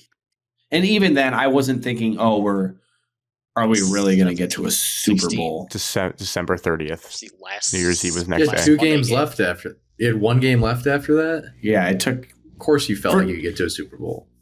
I didn't think that No. we were a Super Bowl team. I thought the goal was always to win 1 playoff game at the minimum because we kept getting dusted by teams every now and then. We'd lose. We still had that Ravens You probably game where we assumed you're lost going to by go to 30. Dallas too. So We got smacked by you guys on Thanksgiving, and I got pissed off at the franchise again. I was like, "What are we doing?" I talked all this shit to the Immels, and we just got smacked around. There were still moments last year where I was like, "Oh, this team's not quite ready yet." And also, the they had defense was never been- always the problem the entire the defense year was last year. terrible last year. I mean, we had Vildor out there in coverage. No offense to Vildor. Kindle Vildor. They played a and lot Khalil against Dorsey. Cowboys. Yeah, backups. Yeah. That was great. Grant, do you have any words about your Michigan man, Jordan Lewis? Oh. Okay.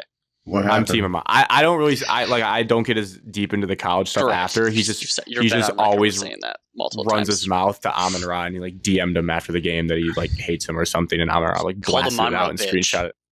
Yeah, Why was Amon-Ra so pissed after he scored? Just because Jordan Lewis pissed Probably him because off the Jordan whole Lewis game? was, yeah. Well, I think I don't think they showed it, but I think Amon-Ra did like the Dallas Cowboys like stand on the star. I think he was when I was watching it, I felt like he was upset because he wasn't getting enough touches in the game because he had that like moment in that wide receiver show where he was all pissed about it. So I didn't know if that was it or if he was mad about something else.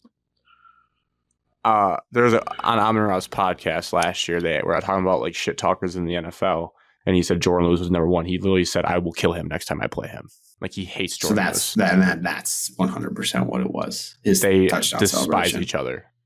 Yeah, That's good. I didn't see what it was. I'm gonna have to go back and watch it. Jordan Oh, Lewis. When did he score? Yeah, He scored Early, the last right? touchdown. nasty toe tap in the third quarter. After Brian I was- Branch's I interception. was asleep. The first play after Brian Branch's interception. His second one? Yes, Yeah. the second one. God, Brian Branch is so good. I didn't even see that. It was was a nasty cheering toe so tap, hard for and then Brian he was talking so much shit. Like he was just screaming, like walking, screaming, chucking the ball down. I was like, he's upset about something. Brian Branch is that first pick was teach tape for how to play it, whatever that That coverage was is. Just incredible. oh my god, it was so good. Incredible. You can't even blame Dak. I would throw that pick too. I thought he was open. Speaking of Michigan football, they go to Champaign, Illinois. Grant, did you see what Um, Illinois is wearing? No, White at Oh, it's a treat for your eyes. You're gonna need to look it up. I want to see your live is it their reaction. gross throwbacks? Yes, Red Grange, baby. Ew, Break out the they're leather. wearing those for this game. Yes. Oh yeah, they are. They look like overalls. Yep. Oh, it's actually disgusting. You get All to right, so watch them 3:30 wear those so for fast. PM. hours. Kobe I saw Joseph's those squad. teased earlier. Yeah, 3:30 p.m. CBS. Gary Brad, Michigan -1 over under 43.5. That's an implied total or score of Michigan 22, Illinois 21 in this game. My analysis is this: out of a bye, Illinois just gave you a bunch of things on tape that you can try to expose because they went to the wire with Purdue, who's the worst team in the Big Ten New quarterback and offense coordinator. in this game. Yep. Their quarterback ran for 120 yards and threw for 300. Purdue. Purdue. Oh, I thought you said they benched Oh, Weltmeyer. oh, Okay. absolutely That's- not. Sorry. Okay. Purdue still They gave you stinks. They gave you some things to expose, and Illinois got handled by Penn State, and Michigan is not as good as Penn State this year, but they're close to that mold of how they want to play the game and if they can run. So I'm going to take Michigan to win this game. I think it's going to be a disgusting game you don't want your kids to watch just because of how boring it is. They'll probably want to play soccer if they watch this football game. But I think it'll be like 17-10 Michigan. Illinois. Just want to remind the people, Grant not writing off the playoffs yet. 71% chance. Wait, no, less than 1, Alex. Less than Yeah, 1. that's not a 7. That is a less than sign. Less God, than that'd be- 1% chance. But Yep. not writing it off. Just want Point people to 2. know. Nope, we are at 1%. We're Like the not changing. Tigers' odds to make the playoffs back in whatever it was, 0.2%. We need a miracle run where Jack Tuttle just finds something that he's never found before. Illinois has the better quarterback, better coach at home. They have to make Jack Puddle win that game for them. But you call him Puddle on purpose. I also sucks. I have to let the coach thing go because Sharon doesn't have enough on tape. He did beat Ohio State though. Brett Bielema probably has never done Illinois has to let Tuttle win that game. You can't let the run game do it. You got to get an early lead. I really want to whale this game. I think Illinois will win by 10. I don't think Whale Michigan will really everything. be in the game. Yeah, dude, your whales If everything's lose a whale, luster if everything's a nothing's whale. It's not everything. It's usually one a Start week. doing the double. There's orcas too many to really whales. get people I want going. like one whale every 2 No, months. I'm probably not going to bet on this game, but I have Illinois winning 24-14. I don't think if Illinois jumps out early, it's not going to be a game. I think it'll be. Michigan's awful, dude. Michigan sucks. Yeah, they are. Illinois almost lost to Purdue, Connor. New quarterback, new offense coordinator, didn't have tape on them at all. It's a different ball game. They still scored 50. You think Michigan can score 50 on any team? No, they can't. No, but Illinois is not scoring 50 on Michigan. I said they're going to win 24-14, so not 50. I don't think. I'll do another $20 bet that they don't score more than 20 points. No, Illinois doesn't score more than 20 I'll points? just bet on Illinois to win. Yeah, I don't think Illinois will score more than 20. I'm very confident about that. I'll do a bet for Illinois to win. I'm not going to guarantee the 20 point. All right, Connor's learned his lesson. I'm not confident because we're one Jack Tuttle injury away from scoring 3 points in this game. I can't bet on the team, but I can bet on the defense. They're not going to give up 20 points. We just might be way worse scoring the ball. Okay. It's going to be fun. Going right from. So you're going to be probably more invested in the noon game than 3:30, right? What's new? Indiana, Nebraska. Yeah, it's a massive game. Are you going to be more invested into that? Might be. Yeah. No, because again, Michigan playoffs still are not has officially a dead. Less than 1%. Grant not writing off playoffs. Less than So 1%. if Michigan loses and is 4-3. I mean, are you still going to be fully invested in the Michigan State, Oregon, Ohio State game? Because those are 3 still big games. If you're lucky, you're not going to be invested in the game. What's invested? Like you're not going to be cheering or into Try it. to be spoilers. I will go in thinking we're going to get absolutely spanked, and we probably will. But if they do win, I'll probably just laugh and be like, wow, it's really embarrassing for Ohio State. But I'm not going to bang my chest ever because this team's terrible if they lose to Illinois. So if you're in a tie game in the fourth quarter against Ohio State and you're 7-4, tie game going into the fourth, you're not going to be into it. No, it'd be cool to win for Okay. sure, but it He's would going not to be mean into that much. it. I'm just basically troll Grant. I don't actually give a shit. I care about my team reaching the mountain as opposed to just being little plucky spoiler. Sure, it's nice to make them sad, but they'll probably still make the playoffs and they'll probably win the title in the playoffs, and it won't matter that we beat them in November. This checks out. Well, except to Wyatt, because Wyatt would rather beat Michigan than win a national championship. Yeah. He's said that multiple times, so it will matter to him. If they win the title this year and they lose to Michigan, he will not be happy. I am so ready for this bit of it's been 1,000 days since Michigan's beat us, or since Ohio State's beat us. So ready for that to be done. Who says that to you? Michigan Twitter, 49 nothing. That's every reply. 49 nothing. We won. Look. Usually those 49 jokes are Brett. old. Usually those are old, but 49-0 is quite the score, so that's fair for this year. We but if it's didn't even have a 22-17, football program. Yes, we did. We played football, Alex. Alvin and I were there. Yes. Yeah, that team was a joke. We Correct. still had to play the game. Well, we Kane we Hauser's- tried to cancel it. Should have This is canceled it. nice. They were cheating. Yes. That's good stuff. Alex, having your guys' predictions? Yeah, I got some thoughts. Illinois 22, Michigan 18. Ooh. This game's in Champaign, right? Yep. Oh, yeah. 30. Right, Grange Mecca. game, Alex. Storm in the Come on. field. Better than Death Valley, honestly. Correct. We say correct too much. We might have to add that to the unbelievable list. I'm going to go the Fighting Wolverines 21, the Fighting Illini 17. I am with Grant. I think Michigan wins this football game. I've seen too much.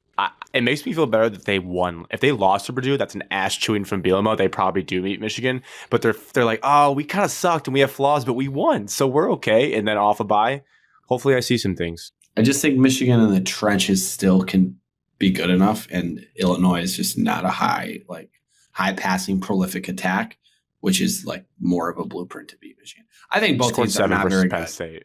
Correct.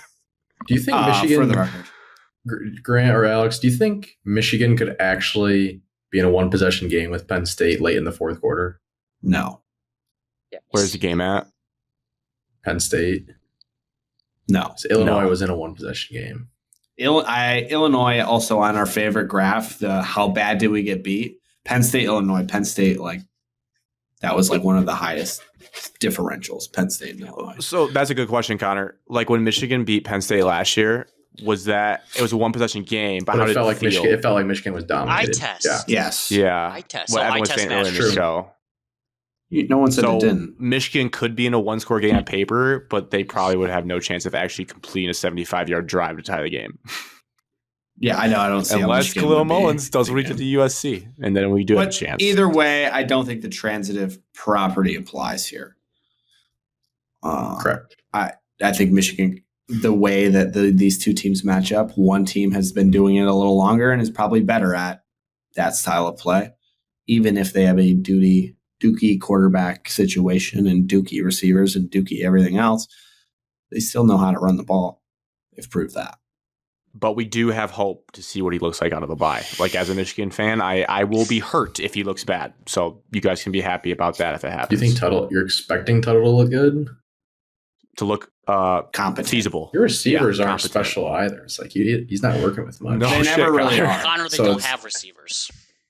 Correct. We don't believe in that position. Correct. There's another one.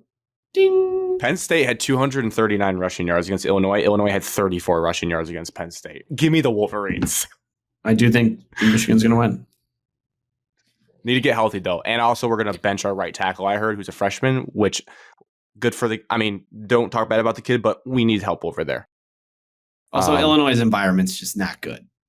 No. And 330. Mel actually Tucker pretty and good. Michigan State Alex? walked in and beat that team. Oh my God, dude! Gary and Brad have to call this instead of Alabama, Tennessee. I feel so bad for them. Champaign's a nice stadium. There's a fun environment. People love their Illinois. They suck. I hate their fan base and everything, and I hate Bielema. So this is a vengeful spot buddy. too. I hate him. He's a scumbag. He bitches every time he loses to Michigan. I want to get on the record. If Michigan does lose, I Will will I be not. surprised? No. I will not be picking Michigan the rest of the season. For Fair. them making me look like a fool, and I will think Except they're for garbage. Northwestern. No, I don't Except think for I will. Northwestern. I will not pick them again the rest of the year if they lose this game. If they lose Fair. this game, what would the Northwestern spread be? Michigan 10. by 6? 8 or 10. Northwestern looks good Speaking- this week, guys. Come on. Speaking of spreads, moving to East Lansing homecoming. Down to 5.5. Okay. Well, I wrote down 6.5. Whatever it is. 7:30 p.m. NBC. That means it's Eagle and Blackledge. Over under 41.5. Actually, a lower over under than Michigan Illinois. Surprisingly. Well, Grant, Implied have total? you seen the total points that Michigan State football has put up the last 3 weeks? 10 points against Oregon. I know that. 7 against Ohio State. 7 against Ohio State. 7. And some weird 17-16 number against Boston 19 College. against Boston College. So I guess the implied here is actually kind of good then. 24 Iowa, MSU 17 is what Vegas has it around for this game. Evan Seems has fair. basically put his reputation on this Yeah, game we're gonna from win. the beginning that Iowa's going to win. Am I more Iowa looked scared nice. of Iowa's rushing attack? Yes. Based off of last time we saw Michigan State, which when we kick off, it'll be 15 days ago since last time we got to watch Spartan football. You've been foaming at the mouth for it. It's been a long time. If Iowa comes out and punches Michigan State after that long of a layoff, it'll feel very bad, I'm guessing, It as a will fan. hurt after the first quarter if we're down by more than 2 scores. We're not going to be down by more than 2 I will scores. probably change the channel. So it'd be 17-0. That would be If a it lot. was I said 2 17-0 scores. after- I said 2 scores. That could be 10-0. That could be 9-0. You said more than 2, but yes. 10-0, I wouldn't feel that bad. We've Anything had a bye above week. 14 We've had a against, chance to against get, Iowa, though? We have a chance to get healthy. Iowa's defense isn't what it's been this year. Can we confirm that? Yes. No. Yeah, no, They're defense per 316th. game. Oh, no, sorry. They're 29th That's overall in defense, 76th in passing, 18th in rushing. That's, for their standards, that's not great. It's going to come down to Michigan State stopping the run and Michigan State's offense not turning the freaking ball over. That's it. Those are the only 2 things. Yeah, and that's the code where I think we're going to get wrecked on both. I think Iowa's just going to throttle the run game. I think Childs will turn the ball over 3 times. I think Iowa won 17-14 in a close game because Iowa's offense still. But the game against Washington last week kind of scares me. Hey, they got something going. I don't think they're going to be able to stop the run. I don't think Childs will hold on to the ball. And we'll still only lose by 3. Which sucks because I've been saying I think MSU's going to win. But the more I can picture it, it's just turnovers. There's no Cooper DeJean, though, and your team was There's terrible not. last year and almost We won were at terrible, Iowa. but Iowa's offense But it was Deacon terrible. Hill. Iowa's offense Deacon Hill's better. first time. Utah Tech star. Harlan Burnett lost that game. I don't even care because he went for a 4th and 1 and got stuffed. Special inside teams their own end. disaster in that game. Oh, Ross Ellis, once This again, is- bring him up and pass. PTSD. This is a massive eye test game for Ian Childs. I think I said that last week to preview this, like a turnover happy defense like Iowa historically. Will he grow and show maturity into the back half of the year after the bye? If he looks the part, you guys don't even have to win for me to like get more confidence. Like just looks the part, doesn't really turn it over. Huge test for him. Will I really be dialed in? No, I'll be watching Georgia play Texas in DKR Stadium.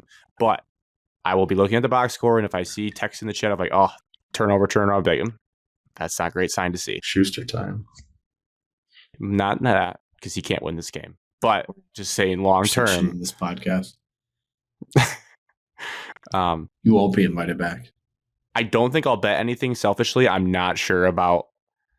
I feel icky about this game.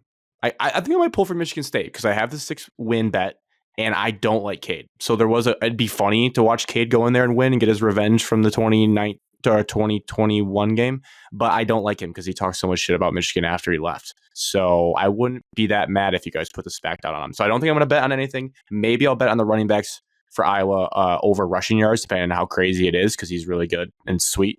Maybe him, but that's about it.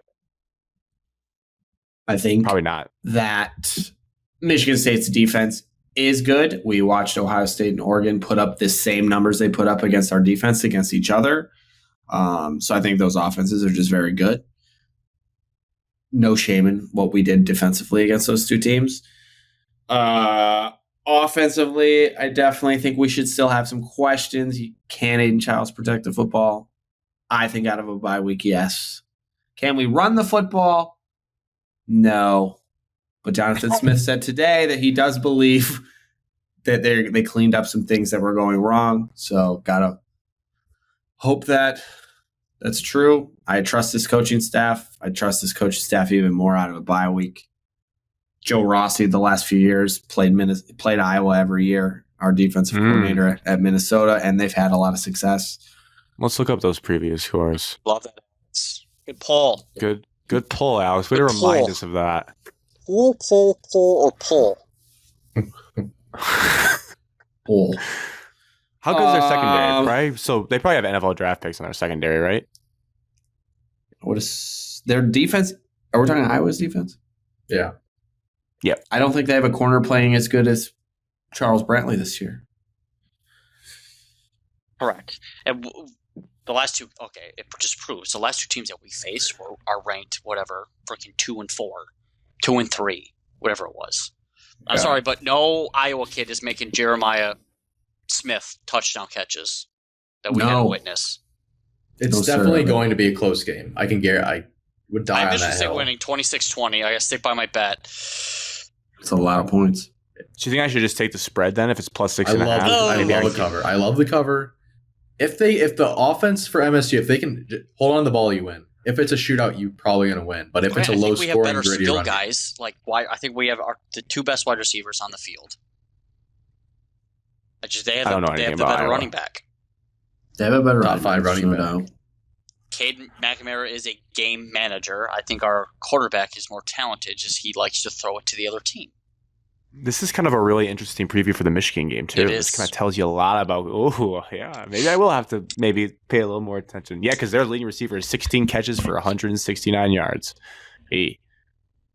So, their tight end, Lachey, he's going to be a pain in your ass. Lachey, I can already see Michigan that State happening. is going to get healthier, but most of our injuries are season-ending. There's not much to it. It's basically just Nick Marsh can be fully healthy after this. Glover can be fully healthy after this. Their running back is so good. Yes. He almost has 1,000 yards already. He's got 12 touchdowns, 8 yards per carry. My God. Yeah, he's good. What a dog. So, So to the Rossi point, Alex, in 2023 and 2022, Well, Minnesota beat him last year. correct. Iowa scored 13 points and then 10 points. This year, no Joe Rossi, Iowa scored 31 points. Well, also, Iowa should have beat Minnesota last year because there was that fake fair catch, no fair catch, punt return for a touchdown. to back to one of my other points, I pulled up the stats here. We gave up 477 and 486 total yards to Ohio State and Oregon. And then against each other this week, both offenses had Ohio State had 467 yards and Oregon had 496 yards. So based on that statistic, our defense is right up there with the Ohio State and What's Oregon. the most yards Iowa's had this year against anybody? Can't imagine. But it's a non-power lot. 5. They scored like 50 points against Illinois State in the second half. So non-power 5 or power 5 only. Power 5 only? Yes, because I'm not comparing Michigan State football defense to Illinois State football defense. Why? They had 328 yards against Washington. They actually got outgained by Washington. Fun fact. And against Ohio State, they had Scored 7 points. Can't be that much. 303 versus Iowa State. 225 against Ohio State. We just need to watch what Iowa State did. Iowa State won by scoring 20 points? Yeah, 20-19 or something like that. I'm going to have to rewatch that game and see what Iowa State did. They put up 330 yards on Minnesota, but 280. Where was the Iowa State game at? It was at Kinnick Stadium. Iowa State's a much better football Cade team than McNamara us. pass yards versus power 4 opponents. 99, 62, 98, 108. But Caleb Johnson rushing yards. 187 versus Iowa State, 206 versus Minnesota. Only 86 versus Ohio State, and 160 versus the Huskies. Load the box. Here we go. We're running man. It's We ran pretty man against simple. Ohio State. So Let Cade beat you. Make him beat Oh, you. the box, play man coverage. I think. one high safety, sometimes two. I talked about it for about 3 years now. The recipe for Michigan State upsets is against teams that cannot running pass the ball. teams. So this would qualify as that. I will go 26-20. Spartans 20, Hawkeyes 17. It's okay, Grant. You can pick Iowa. But if you just look at I will pick all the Iowa, times that we've but it's gonna be turned the tight. ball over in the red zone, if we would have just kicked field goals, I think Childs cleans it up. that's I probably think he 10 did a more pretty good points. job It's probably cleaning it up 30 more against points Oregon. on the year. 21-15 backy of backdoor covers. 6 points. Cover 6.5. Like we're winning 15-14. They score a touchdown. Maybe, if you want to get kind of crazy. That'd be sad. But also maybe like 21 to whatever 10, that and is. we- 9. 21-9. 21-10, we go for 2, don't get it for Yeah, no reason. something like that. What was Connor's score? 17-14 Iowa. If Caleb don't Johnson think Iowa's is defense less is than that legit. 100, I'd I probably don't go think to our offense is that 125 legit. yards. I might do a ladder bet of Caleb Johnson. I was thinking like 100, less than 140. Yeah, they won't. I don't think they'll set it anywhere close to that high. But if they No. I might just ladder it up like 80, 100, 120, 150. See what he does. I think we're gonna let them run as much as they want, and it'll be a Michigan State is low plus money number to of have the longest touchdown. low possession game. Who scores more Interesting. touchdowns in the red zone? Michigan State's pretty good at bending, not breaking. You picked Oregon off in the red zone twice. You guys made me nervous in the red zone. I'll say that. I don't feel good when you get down there. Butthole puckers every time we get down there. I Our red really zone don't. offense, sure. Yeah. Grant, I've It's like- said multiple times, scream at the TV. It is third down. I'd say just kick the field goal now. Just do it. Yeah. I think you guys need to score from 40 yards out. Grant, I would be happy if we have Those- 12 points at halftime and we've had 4 field goals. I'd be extremely happy. Okay. We're going to win this. That's certainly football a game. bar. We're going to win it.